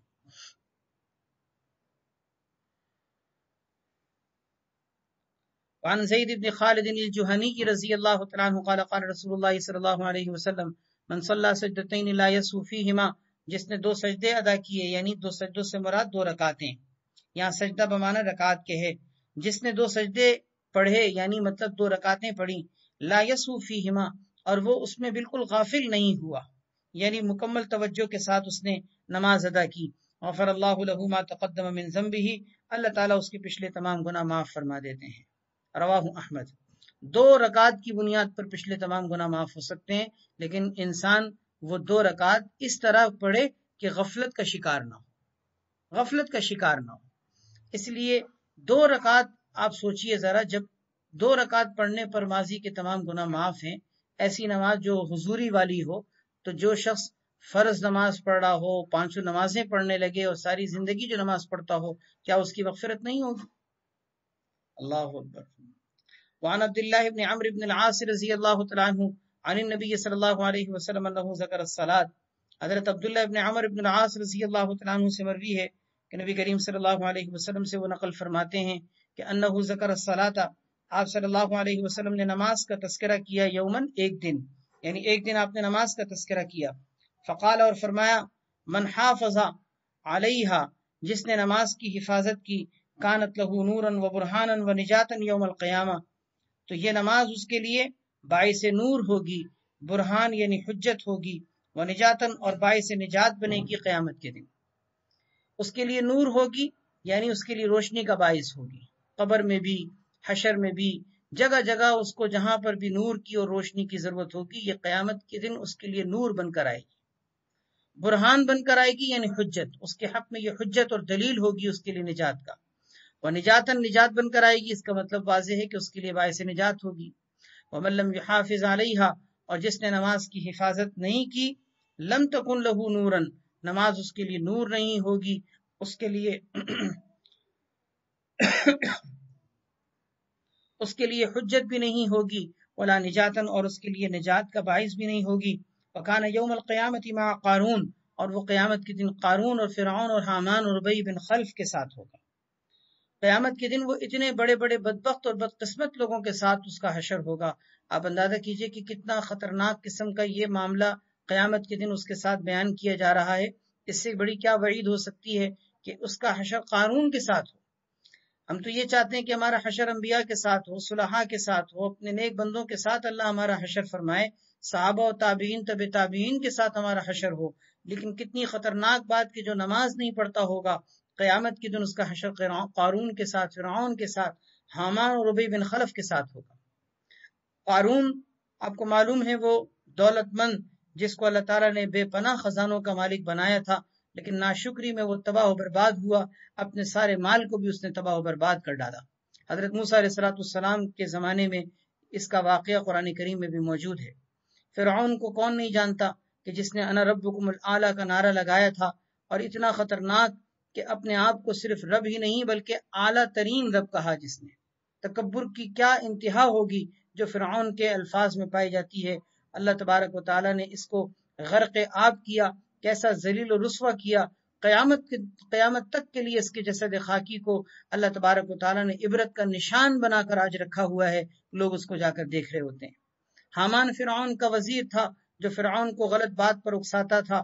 فرعون کے دل میں کبھی خیال بھی اگر موسیٰ علیہ السلام کی بات ماننے کے لیے اگر آتا تھا تو حامان اس کے راستے میں رکاوٹ بن جاتا تھا۔ ابی بن خلف یہ مشرکین مکہ میں سے تھا، اور نبی علیہ السلام کے ہاتھوں جو مارا گیا تھا، اور نبی کریم صلی اللہ علیہ وسلم کے سخت ترین دشمنوں میں شمار ہوتا ہے۔ یہ خطرناک ترین دنیا کے وہ بدبخت اور بدقسمت قسم کے لوگ، ایسے لوگوں کے ساتھ قیامت کے دن اس شخص کا حشر ہوگا جو دنیا میں نماز کی حفاظت نہیں کرتا ہوگا۔ اللہ تعالیٰ پناہ میں رکھے۔ اللہ تبارک و تعالیٰ ہم سب کو عافیت سے رکھے۔ یہ نماز جیسی اہم چیز، اس سے بڑی کیا اہمیت ہوگی۔ ہماری سامنے جو حدیثیں ہیں یہ صرف پڑھ کے گزرنے والی نہیں ہیں، بلکہ ان حدیثوں کو ہم نے سمجھنا بھی ہے، یاد بھی کرنا ہے، ان کے مطابق عمل بھی کرنا ہے، لوگوں کو بھی بتانا ہے۔ علماء نے اس حدیث کے اندر بڑی ایک نقطے کی بات لکھی ہے کہ قیامت کے دن یہ 4 قسم کے لوگوں کے ساتھ اس کا حشر کیوں ہوگا، کہ دنیا میں نماز چھوڑنے کی جو وجہ ہوگی اس وجہ کے مطابق اس کا معاملہ ہوگا۔ اگر کسی نے دولت کمانے اور خزانہ جمع کرنے، کاروبار اور تجارت کی وجہ سے، دکان اور ملازمت کی وجہ سے، یعنی پیسے اور مال کمانے کی وجہ سے اگر اس نے جو ہے نماز چھوڑی ہوگی، قیامت کے دن قارون کے ساتھ اس کا حشر ہوگا، کیونکہ قارون کی نسبت دولت کے ساتھ ہے۔ دنیا میں اگر کسی نے بادشاہت اور حکومت اور سلطنت کی وجہ سے، اپنے عہدے اور مقام اور مرتبے اور منصب کی وجہ سے نماز چھوڑی ہو تو فرعون کے ساتھ اس کا حشر ہوگا۔ وزارت کی وجہ سے اس نے اگر نماز چھوڑی ہو تو حامان کے ساتھ حشر ہوگا۔ اور اگر اس نے کاروبار اور تجارت کی وجہ سے، کیونکہ ابی بن خلف تاجر تھا، ایک تاجر تھا مکہ مکرمہ کا، لیکن نبی علیہ السلام کی دشمنی میں پیش تجارت کی وجہ سے، کاروبار کی وجہ سے جس نے نماز کو چھوڑا ہوگا، ابی بن خلف کے ساتھ اس کا حشر ہوگا۔ رواہ احمد والدارمی والبیہقی فی شعب الایمان۔ وعن عبد اللہ بن شقیق رحمہ اللہ تعالی قال كان اصحاب رسول اللہ صلی اللہ علیہ وسلم لا يرون شيئا من الاعمال ترکه کفر غیر الصلاۃ۔ نبی کریم صلی اللہ علیہ وسلم کے اصحاب یعنی عبداللہ بن شقیق رحمہ اللہ فرماتے ہیں کہ نبی کریم صلی اللہ علیہ وسلم کے صحابہ کرام کا معاملہ یہ تھا کہ لا يرون شيئا من الاعمال ترکه کفر، کہ وہ اعمال میں سے کسی بھی عمل کے ترک کرنے کو کفر نہیں کہتے تھے۔ وہ نہیں سمجھتے تھے کہ کسی بھی عمل کا ترک کرنا کفر ہے، لیکن سوائے نماز کے، کہ نماز کے چھوڑنے کو صحابہ کرام بھی کفر کہتے تھے، کیونکہ اللہ کے نبی نے کفر کہا ہے نا۔ صحابہ کرام کیا کہتے تھے؟ اللہ کے نبی نے کفر کہا ہے، بین العبد وبین الکفر ترک الصلاۃ۔ اسی طرح حدیث میں آتا ہے من ترک الصلاۃ عمدا فقد کفر، من ترک الصلاۃ عمدا متعمدا فقد کفر۔ اس طرح کے کئی الفاظ میں فقد کفر حدیث کے اندر الفاظ موجود ہیں۔ تو اللہ کے نبی صلی اللہ علیہ وسلم نے ایسے شخص کو کافر کہا ہے۔ صحابہ کرام بھی کسی عمل کے چھوڑنے کو کفر نہیں سمجھتے تھے سوائے نماز کے، کہ نماز کے چھوڑنے کو صحابہ کرام بھی کفر کے ساتھ ملاتے تھے۔ اس لیے بہرحال ایسا عمل کہ جس کے ترک کرنے کو کفر کے برابر قرار دیا گیا ہے، اس عمل کی کتنی بڑی اہمیت کی دلیل ہے۔ اسی لیے شروع میں نے نماز کی اہمیت کے بارے میں بات عرض کرتے ہوئے کہا تھا کہ نماز کی اہمیت کو سمجھنے کے لیے یہی کافی ہے کہ حدیث میں اس کو ترک کرنے کی صورت میں کفر کے برابر قرار دیا گیا ہے۔ حضرت ابو درداء رضی اللہ تعالیٰ عنہ فرماتے ہیں کہ اوصانی خلیلی، مجھے میرے دوست نے یعنی اللہ کے رسول صلی اللہ علیہ وسلم نے اس بات کی وصیت کی کہ اللہ تشرک باللہ شیئا، کہ دیکھو اللہ کے ساتھ کسی کو شریک نہ ٹھہرانا۔ وَإِن قُطِّعْتَ، اگرچہ تمہیں ٹکڑے ٹکڑے کر دیا جائے، قطع یقطع تقطیع، کسی چیز کو کاٹ کر ٹکڑے ٹکڑے کر دینا۔ وَإِن قُطِّعْتَ، اگرچہ تمہیں ٹکڑے ٹکڑے کر دیا جائے، نماز کو مت چھوڑنا۔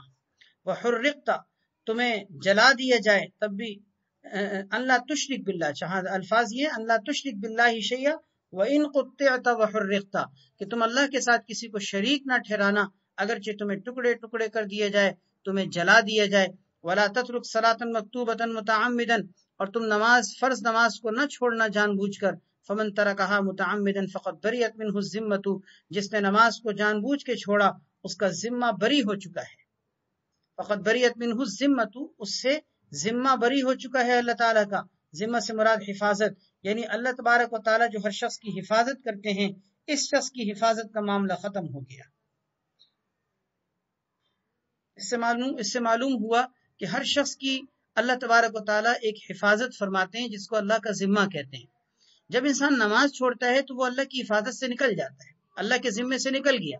اب جب اللہ کی حفاظت سے اور ذمے سے نکل گیا تو اب کوئی بھی شخص اس کو نقصان پہنچا سکتا ہے، شیاطین و جنات اس کو نقصان پہنچا سکتے ہیں، کوئی حادثہ اس کے ساتھ ہو سکتا ہے، کوئی نقصان اور خسارہ اس کے ساتھ ہو سکتا ہے۔ گویا کہ نقصان کی آپ کتنی شکلیں سوچ سکتے ہیں، سب کچھ اس کے ساتھ ہو سکتا ہے کیونکہ وہ اللہ کی حفاظت کے حدود سے نکل چکا ہے۔ نعوذ باللہ من ذالک۔ ولا تشرب الخمر، اور پھر فرمایا کہ دیکھو شراب مت پینا، فإنها مفتاح كل شر، اس لیے کہ جو ہے وہ شراب کا پینا ہر شر کی کنجی ہے، ہر شر کی کنجی، یعنی ہر شر اور ہر گناہ پھر اس کے ذریعے سے شروع ہو جاتا ہے۔ یعنی ایک شراب پینے کی خدا نخواستہ کسی کو اگر گند لگ گئی تو پھر دیگر ساری گند اس کے اندر آنے لگتی ہے۔ اسی لیے حدیث کے مطابق شراب تمام گناہوں کی جڑ ہے، جس نے شراب پینا شروع کر دی وہ سارے گناہوں میں رفتہ رفتہ مبتلا ہو جاتا ہے۔ رواہ ابن ماجہ۔ یہاں تک جو کتاب الصلاۃ کا باب گزرا ہے یہ نماز کی اہمیت اور اس کی فضیلت کے بیان میں تھا۔ آگے باب المواقیت، دوسرا باب اس کا ہے باب المواقیت۔ مواقیت میقات کی جمع ہے اور اس باب کے اندر نماز کے اوقات ذکر کیے جا رہے ہیں۔ نماز کے اوقات کو یہاں سے ذکر کیا جا رہا ہے۔ اس باب کو پڑھنے سے پہلے نماز کے اوقات کے حوالے سے ایک بات سمجھ لیجئے اچھی طرح، جو اگرچہ آپ نے ہدایہ جلد اول کے اندر اپنے نصاب کے اندر آپ نے اگر کتاب الصلاۃ شروع ہو چکی ہو تو آپ نے بہت سی تفصیلات اس کے اندر پڑھ لی ہوں گی۔ یہاں وہی باتیں ہیں لیکن ایک محدثانہ انداز میں اور فقہی مباحث کے طور پر ان کو ملاحظہ فرمائیے۔ دیکھیے نماز کے اوقات کی 3 قسمیں ہیں، یہ باتیں نوٹ کیجئے گا، یہ بڑی اہم باتیں ہیں، انشاءاللہ آپ کو ہدایہ میں بھی کام آئیں گی اور یہاں مشکات کے اندر بھی آپ کو کئی حدیثوں کا آگے سمجھنا اس پر موقوف ہوگا۔ یعنی اگر یہ باتیں سمجھ میں آ گئیں تو آگے کئی حدیثیں آپ کو انشاءاللہ پڑھنا سمجھنا آسان ہو جائیں گی۔ نماز کے اوقات کی 3 قسمیں ہیں۔ نماز کے اوقات کی 3 قسمیں ہیں۔ اوقات صلاۃ کی ہم کہہ سکتے ہیں کہ 3 قسمیں ہیں۔ ایک ہے اوقات جائزہ، دوسری ہے اوقات مستحبہ، تیسری ہے اوقات مکروہہ۔ 3 طرح کے اوقات ہوتے ہیں، اوقات جائزہ، اوقات مستحبہ، اوقات مکروہہ۔ اوقات جائزہ کا مطلب یہ ہوتا ہے کہ وہ نمازوں کے اوقات کے جن کے اندر نماز پڑھنا جائز ہوتا ہے، یعنی نماز ادا ہوتی ہے۔ اگر ہم ان سے پہلے پڑھیں تو نماز ادا اور قضا دونوں نہیں ہوتی، اگر ہم ان اوقات کے بعد پڑھیں تو نماز قضا تو ہوتی ہے لیکن ادا نہیں ہوتی۔ ایسے اوقات کو نماز کے جائز اوقات کہا جاتا ہے، دوسرے الفاظ میں ان کو نمازوں کے ابتدائی اور انتہائی اوقات کہا جاتا ہے۔ سمجھ میں آ گئی؟ یعنی گویا کہ نمازوں کے جائز اوقات کا مطلب کیا ہے کہ جن اوقات کے اندر نماز پڑھنے سے نماز ادا ہوتی ہے، اگر ان سے پہلے پڑھیں، مثال کے طور پر ابھی اگر عصر کی نماز کا وقت داخل نہیں ہوا اور آپ ابھی عصر کی نماز پڑھ لیں تو آپ کی نماز ادا بھی نہیں ہوگی، قضا بھی نہیں ہوگی، اسی کی نماز کا وقت ہی نہیں آیا نا۔ اچھا، ان اوقات کے بعد اگر نماز پڑھیں تو نماز قضا تو ہوتی ہے لیکن ادا نہیں ہوتی۔ مثلا عصر کی نماز کا وقت آ کے گزر گیا، اب اگر آپ عصر کی نماز پڑھیں تو آپ کی نماز عصر کی ادا تو نہیں ہوگی لیکن قضا ہوگی۔ تو نمازوں کے جائز اوقات کا مطلب یہ کہ جن اوقات کے اندر نماز پڑھنا جائز ہوتا ہے، یعنی ان کے اندر نماز پڑھنے سے نماز ادا ہوتی ہے۔ ان سے پہلے پڑھنے کی صورت میں نہ ادا ہوتی ہے نہ قضا، ان کے بعد پڑھنے کی صورت میں نماز قضا ہوتی ہے لیکن ادا نہیں ہوتی۔ دوسرے اوقات وہ ہیں جن کو کہا جاتا ہے نماز کے اوقات مستحبہ، یعنی وہ اوقات کے جن کے اندر نماز پڑھنا افضل ہوتا ہے۔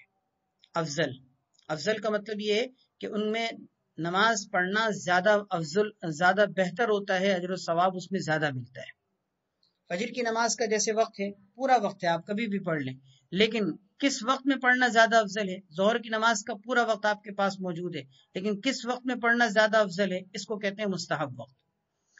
تیسرا وقت ہے اوقات مکروہہ، جن کے اندر نماز پڑھنا مکروہ ہے، جن کی وجہ سے نماز کا مکروہ ہونے کا مطلب یہ ہے کہ اجر و ثواب میں کمی آتی ہے۔ مثلا عصر کی نماز آپ پڑھیں سورج کے پیلا ہو جانے کے بعد، جب سورج کو دیکھنا اور آنکھیں اس پر ٹکانا جو ہے وہ ممکن ہوتا ہے، تو سورج کے پیلا پڑ جانے کے بعد جب غروب آفتاب کے قریب آپ عصر کی نماز پڑھیں تو نماز ادا تو ہو جائے گی لیکن بہرحال مکروہ ہوگی۔ اس کو کہتے ہیں اوقات مکروہہ۔ ان تینوں اوقات کی اب تفصیل سمجھ لیجئے۔ نماز کے جو اوقات جائزہ ہیں، نماز کے اوقات جائزہ یعنی جو نماز کے اوقات ہیں ابتدائی اور انتہائی، اس میں فجر کی ابتدا اور انتہا میں سب کا اتفاق ہے کہ فجر کی جو ابتدا ہوتی ہے، فجر کی ابتدا وہ ہوتی ہے صبح صادق سے، اور انتہا میں بھی اتفاق ہے کہ سورج طلوع ہوتے ہی فجر کی نماز کا وقت نکل جاتا ہے۔ یہ فجر کی نماز کا ابتدا اور اس کی انتہا ہے۔ ظہر کی نماز کی ابتدا میں تو اتفاق ہے کہ زوال ہوتے ہی ظہر کی نماز کا وقت شروع ہو جاتا ہے، لیکن اس کے انتہا میں اختلاف ہے کہ اس کی انتہا کب ہوتی ہے، ظہر کی نماز کا وقت کب تک رہتا ہے۔ امام ابو حنیفہ رحمۃ اللہ علیہ فرماتے ہیں کہ ہر چیز کا سایہ اصلی کے علاوہ مثل ثانی، جس کو مثل ثانی کہا جاتا ہے، آپ نے اس کی تفصیل ہدایہ میں پڑھی ہے کہ ظہر کی نماز کا مطلب یہ انتہا کا مطلب یہ ہے کہ امام صاحب رحمۃ اللہ علیہ فرماتے ہیں کہ مثل ثانی تک رہتا ہے۔ بقیہ ائمہ یہ فرماتے ہیں، جمہور ائمہ ثلاثہ یہ فرماتے ہیں، حتیٰ کہ صاحبین بھی یہ فرماتے ہیں کہ مثل اول تک رہتا ہے۔ ٹھیک ہے، ظہر ہو گئی، اس کے بعد پھر عصر کی نماز کی ابتدا اور انتہا دونوں میں اختلاف ہے۔ ابتدا میں اختلاف یہ ہے جو ظہر کی نماز کی انتہا میں ہے، کہ ظہر کی نماز کی انتہا میں جو دو قول ہیں وہی عصر کی نماز کی ابتدا میں ہے۔ یعنی عصر کی نماز کی ابتدا کب سے ہوتی ہے؟ امام صاحب فرماتے ہیں مثل ثانی کے بعد ہوتی ہے، صاحبین ائمہ ثلاثہ فرماتے ہیں مثل اول کے بعد ہوتی ہے۔ اور انتہا میں اختلاف ہے، امام شافعی رحمۃ اللہ علیہ فرماتے ہیں کہ ایک قول یہ ہے کہ اسفرار شمس تک، سورج کے پیلا پڑنے تک، سورج کے زرد ہو جانے تک عصر کی نماز کا وقت رہتا ہے اور اس کے بعد پھر وقت نکل جاتا ہے۔ دوسرا قول ان کا وہی ہے کہ غروب آفتاب تک عصر کی نماز کا وقت رہتا ہے، اور جمہور یہ کہتے ہیں کہ عصر کی نماز کا وقت غروب آفتاب تک رہتا ہے۔ سورج کے پیلا پڑ جانے کے بعد نماز کا وقت نہیں نکلتا، لیکن اس کا جو مکروہ وقت ہے وہ شروع ہو جاتا ہے، لہذا نماز ادا تو ہوتی ہے لیکن کراہت کے ساتھ ہوتی ہے۔ چوتھی نماز ہے مغرب کی نماز کی ابتدا میں اتفاق ہے کہ سورج غروب ہوتے ہی مغرب کا وقت شروع ہو جاتا ہے، اور انتہا میں اختلاف ہے۔ امام ابو حنیفہ رحمۃ اللہ علیہ فرماتے ہیں کہ شفق ابیض تک مغرب کی نماز کا وقت رہتا ہے، اور حضرات صاحبین اور ائمہ ثلاثہ فرماتے ہیں کہ شفق احمر تک نماز کا وقت رہتا ہے۔ یہ بھی آپ نے ہدایہ وغیرہ کے اندر تفصیل سے پڑھی یہ بات، یہ کہ مغرب کی نماز کا اختتام شفق کے غائب ہونے تک ہوتا ہے۔ یعنی مغرب کی نماز کا وقت کب تک رہتا ہے؟ شفق کے غائب ہونے تک۔ شفق سے کیا مراد ہے؟ امام ابو حنیفہ رحمۃ اللہ علیہ فرماتے ہیں شفق ابیض، صاحبین اور ائمہ ثلاثہ فرماتے ہیں کہ شفق احمر۔ اس کے بعد پھر عشاء کی نماز ہے۔ عشاء کی نماز کی ابتدا اور انتہا میں اختلاف ہے۔ ابتدا میں اختلاف یہ ہے کہ وہی مغرب کی نماز کا اختتام کا جو اختلاف ہے وہ عشاء میں بھی لاگو ہوگا، کہ عشاء کی نماز کی ابتدا کب سے ہوتی ہے؟ امام صاحب فرماتے ہیں شفق ابیض سے شروع ہوتی ہے، صاحبین ائمہ ثلاثہ فرماتے ہیں کہ شفق احمر سے شروع ہوتی ہے۔ اور کب تک رہتی ہے؟ جمہور کے نزدیک طلوع صبح صادق تک، یعنی صبح صادق کے طلوع ہونے تک رہتی ہے۔ اور جمہور یہ کہتے ہیں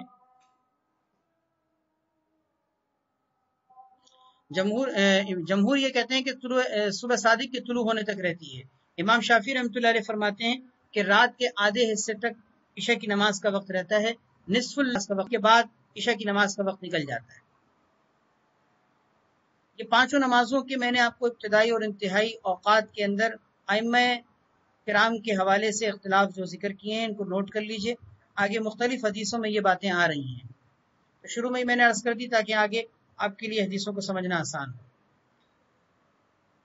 جی دوسری قسم ہے اوقات مستحبہ. اس کی تفصیل پھر ہم اگلے باب کے اندر پڑھیں گے، لیکن یہ تینوں طرح کی تفصیل ذہن میں رکھیے گا. ابھی اس وقت جو ہم باب المواقیت کے اندر پڑھ رہے ہیں یہ نمازوں کے ابتدائی اور انتہائی اوقات کی تفصیل ہم نے پڑھ لی. باب تعجیل الصلاۃ جو اس سے اگلا باب آ رہا ہے اس کے اندر نمازوں کے مستحب اوقات کی تفصیل پڑھی جائے گی. اسی طرح کافی آگے جا کر اوقات النہی کا ایک باب آ رہا ہے جس میں اوقات مکروہہ کی تفصیل ذکر کی گئی ہے. دیکھیے باب المواقیت.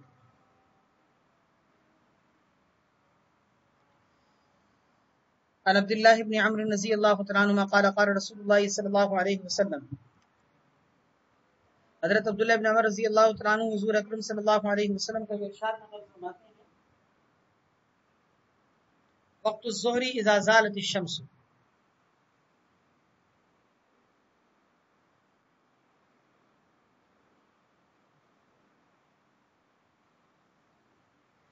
ظہر کی نماز کا وقت یعنی ابتدائی وقت سے مراد ابتدائی وقت. ظہر کی نماز کا ابتدائی وقت اس وقت سے ہوتا ہے اذا زالت الشمس جبکہ سورج زائل ہو جائے. وکان ظل الرجل کطولہ اور ہر انسان کا سایہ اس کے لمبائی کے بقدر ہو جائے. یعنی مطلب یہ کہ انسان کے قد کے برابر ہو جائے. انسان کا سایہ اس کے قد کے برابر یعنی طول میں ہو جائے. اس کو کہتے ہیں مثل اول.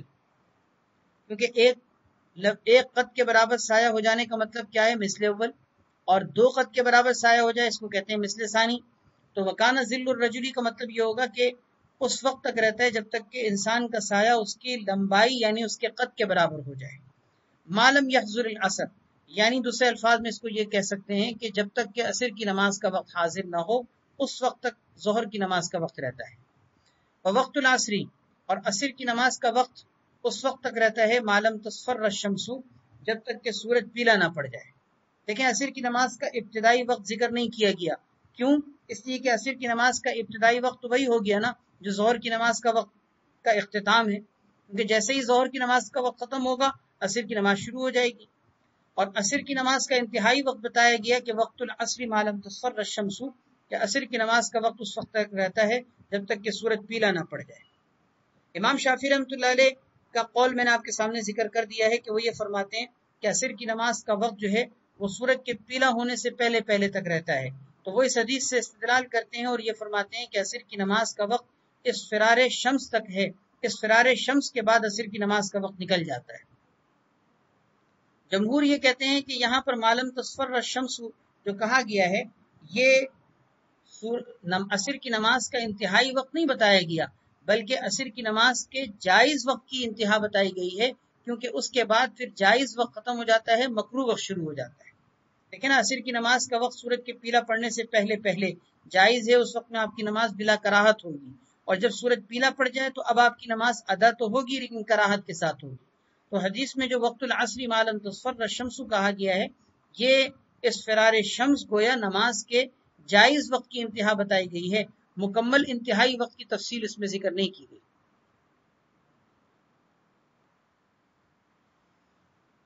وقت الصلاۃ المغربی اور مغرب کی نماز کا وقت معلوم یغیب الشفق اس وقت تک رہتا ہے جب تک کہ شفق غائب نہ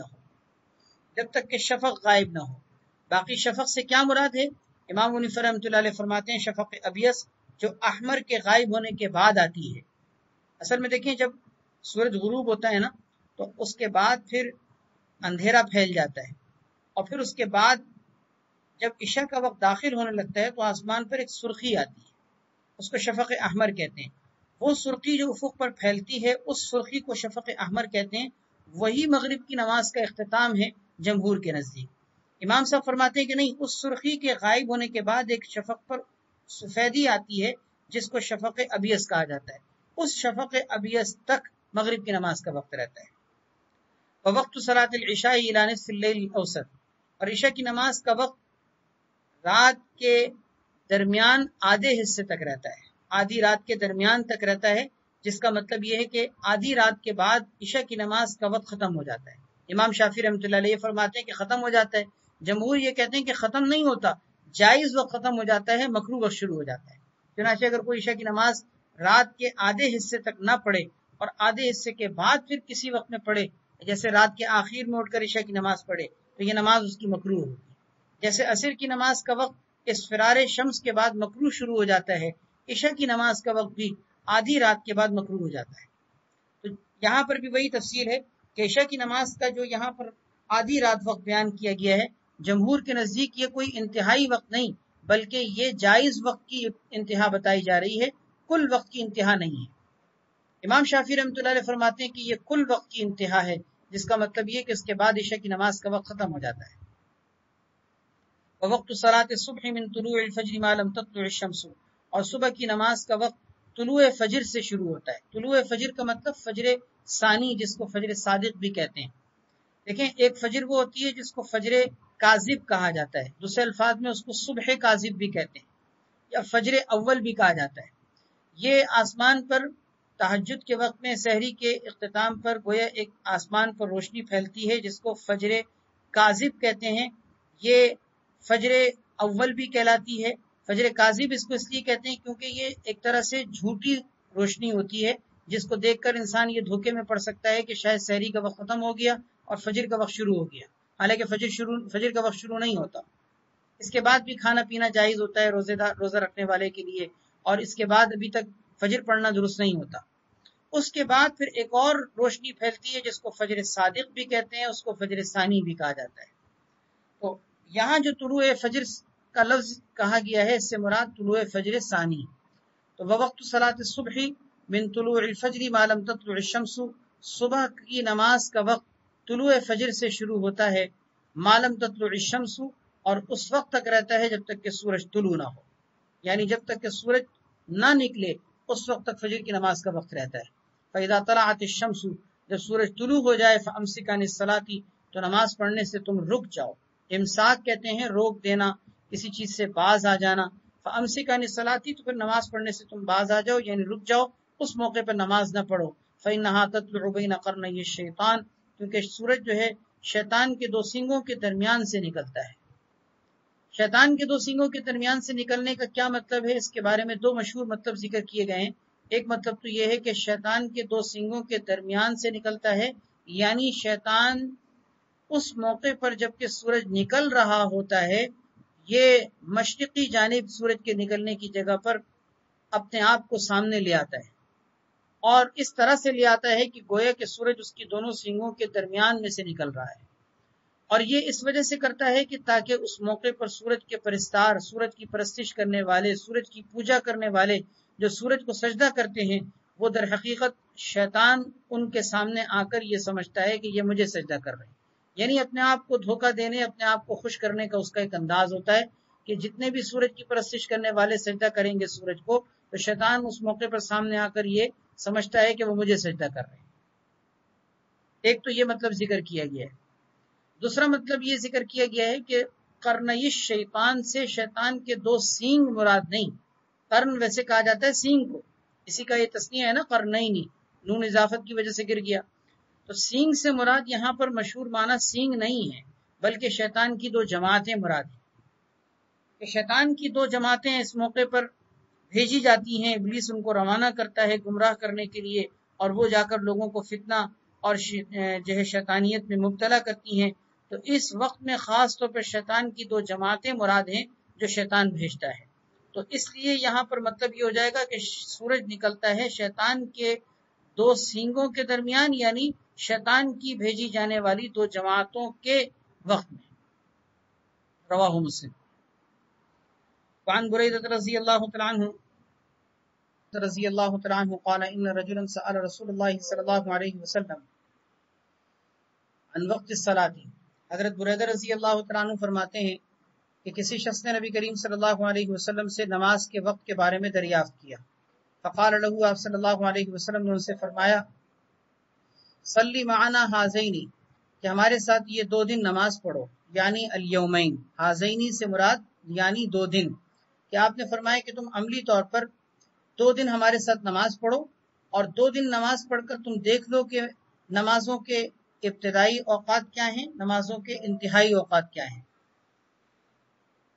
फलम्मा ज़ालत शम्सु, फिर हुआ ये कि जब सूरज जाइल हो गया, यानी सूरज जाइल होने का मतलब जवाल का वक्त खत्म हो गया, तो आपने हजरत बिलाल रजी अल्लाह तआला अन्हु को हुक्म दिया फ़अज़्ज़ना, चुनाचे उन्होंने अजान दी, सुम्मा अमरहु, फिर आपने उनको हुक्म दिया फ़अक़ाम अज़्ज़ुहरा, उन्होंने ज़ोहर की नमाज कायम की, सुम्मा अमरहु, फिर आपने उनको हुक्म दिया फ़अक़ाम अल-अस्रा, उन्होंने असर की नमाज कायम की, वशम्सु मुर्तफ़िअतुन बैज़ा नक़िय्या, उस वक्त असर की नमाज कायम की जबकि सूरज बुलंद था, बैज़ाउ सफेद था, नक़िय्या साफ सुथरा था। ये सूरज की सिफत जिक्र की गई है, जिसका मतलब ये कि सूरज अभी तक पीला नहीं पड़ा था, बुलंद भी था कि नीचे नहीं आया था गुरूब के करीब, और बैज़ा सफेद भी था का मतलब ये कि उस वक्त रोशन था, उसकी रोशनी कम नहीं हुई थी। नक़िय्या साफ सुथरा था कि उसके अंदर पीलाहट भी नहीं थी। तो इसका मतलब यही है कि असर की नमाज आपने सूरज के पीला होने से पहले पढ़ी, बिल्कुल शुरू में। सुम्मा अमरहु, फिर आपने उनको हुक्म दिया फ़अक़ाम अल-मग़रिब, उन्होंने मगरिब की नमाज कायम की, हीना गाबत शम्सु, सूरज के गायब होते ही, यानी जैसे ही सूरज गुरूब हुआ। सुम्मा अमरहु, फिर आपने उनको हुक्म दिया फ़अक़ाम अल-इशा, उन्होंने इशा की नमाज कायम की, हीना गाब अश-शफ़क़, उस वक्त जबकि शफ़क़ गायब हुई, यानी बिल्कुल अव्वल वक्त में। आप गौर कीजिए, ये पहला दिन चल रहा है 2 दिनों में से, और पहले दिन सब नमाजें अव्वल वक्त में पढ़ी जा रही, क्योंकि अभी इब्तिदा बताई जा रही। अगले दिन आपने इंतहाई वक्त में नमाज पढ़ी और ये बताया कि इंतहाई नमाज का वक्त क्या होता है। तुम अमरहु, फिर आपने उनको हुक्म दिया फ़अक़ाम अल-फ़ज्र, उन्होंने फजर की नमाज कायम की, उस वक्त जबकि फजर सानी तुलू हुई थी, यानी सुबह सादिक होते ही आपने फजर की नमाज पढ़ी। ये पहला दिन हो गया। फलम्मा अन कान अल-यौमुस सानी, जब दूसरा दिन आया, अमरहु, तो आपने उनको हुक्म दिया हजरत बिलाल रजी अल्लाह तआला अन्हु को कि फ़अब्रिद बिज़्ज़ुहरी, कि ज़ोहर को ठंडा करो। ठंडा करने का मतलब क्या, यानी ताखीर करके पढ़ो। अब देखिए, गौर कीजिएगा, आपने पहले दिन तो अव्वल वक्त में नमाज पढ़ी थी, अब दूसरे दिन की जो 5 नमाजें हैं वो आपने आखिरी वक्त में पढ़ी। इसलिए आखिरी वक्त में पढ़ी ताकि अमली तौर पर यह बताया जाए कि नमाजों का आखिरी वक्त क्या है। पहले दिन ये पता चल जाए कि इब्तिदाई वक्त क्या है, दूसरे दिन ये पता चल जाए कि इंतहाई वक्त क्या है। दूसरे दिन आपने फ़अब्रिद बिज़्ज़ुहरी, हज़रत बिलाल रज़ी अल्लाह अन्हु को फरमाया कि ज़ोहर को ठंडा करो। फ़अब्रद बिहा, उन्होंने ज़ोहर को ठंडा किया, यानी ठंडा करने का मतलब ये कि ताखीर की, क्योंकि जितनी ज़ोहर में ताखीर होगी ना, वक्त में ठंडक आती चली जाएगी। फ़अनअम अन युब्रिद बिहा, बस बहुत अच्छे तरीके से उन्होंने ज़ोहर को ठंडा किया, यानी खूब अच्छे तरीके से ताखीर की। वसल्लल असरा, असर की नमाज अदा की, वशम्सु मुर्तफ़िअतुन, जबकि सूरज बुलंद था। अख़रहा, लेकिन हज़रत बिलाल रज़ी अल्लाह तआला अन्हु ने असर की नमाज को कुछ मुअख्खर किया, यानी ताखीर की, फ़ौक़ल्लज़ी काना, उससे ज्यादा जो पहले दिन हुई थी। क्या मतलब कि असर की नमाज पहले दिन तो अव्वल वक्त में पढ़ी, दूसरे दिन कुछ ताखीर करके पढ़ी। वसल्लल मग़रिबा क़ब्ल अन यग़ीब अश-शफ़क़, और मगरिब की नमाज पढ़ी शफ़क़ के गायब होने से पहले पहले, यानी आखिरी वक्त में। मगरिब की नमाज पढ़ी शफ़क़ के गायब होने से पहले, क्या मतलब कि शफ़क़ के गायब होने तक मगरिब का वक्त रहता है, उससे पहले पहले आपने मगरिब की नमाज पढ़ ली। वसल्लल इशा, इशा की नमाज आपने अदा की, बादमा ज़हब सुलुसुल लैल, रात के 1/3 हिस्से के जाने के बाद। वसल्लल फज्र फ़अस्फ़र बिहा, और फजर की नमाज आपने दूसरे दिन पढ़ी इस तरह के फ़अस्फ़र बिहा, उसको खूब अच्छे तरीके से रोशन किया। रोशन करने का मतलब क्या, कि तुलुए आफ्ताब के करीब जाकर आपने, जब सूरज यानी उफ़ुक़ पर रोशनी फैल गई थी और इस्फ़ार हो चुका था, सूरज निकला नहीं था, लेकिन इस्फ़ार के बाद आपने सूरज की उफ़ुक़ पर रोशनी फैलने के बाद आपने फजर की नमाज अदा की।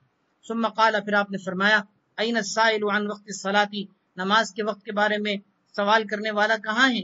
फ़क़ाल रजुल, उस शख्स ने कहा, अना या रसूलल्लाह, मैं हाजिर हूँ अल्लाह के रसूल, 2 दिन से आपकी नमाजें देख रहा हूँ। क़ाल, आपने फरमाया, वक़्तु सलातिकुम बैन मा रअयतुम, तुम्हारी नमाजों के औकात इनके दरमियान है जो तुमने देखा। क्या मतलब तुमने जो देखा, पहले दिन मैंने नमाजों को किन औकात में अदा किया, दूसरे दिन मैंने नमाजों को किन औकात में अदा किया, बस वक़्तु सलातिकुम बैन मा रअयतुम, तुम्हारी नमाजों के औकात इन दोनों जो तुमने देखे हैं, इन दोनों औकात के दरमियान। ये नमाजों के औकात को बताने का आप सल्लल्लाहु अलैहि वसल्लम का अमली तरीका था। अगरचे आप अपने कौल से भी बता सकते थे, लेकिन अमली और प्रैक्टिकली तौर पर किसी चीज को जब दिखाया जाता है तो वो चीज ज्यादा दिल में उतर जाती है। इसलिए आप सल्लल्लाहु अलैहि वसल्लम ने 2 दिन तक इनको नमाज पढ़ के फिर अमली तौर पर जवाब दिया। चलिए।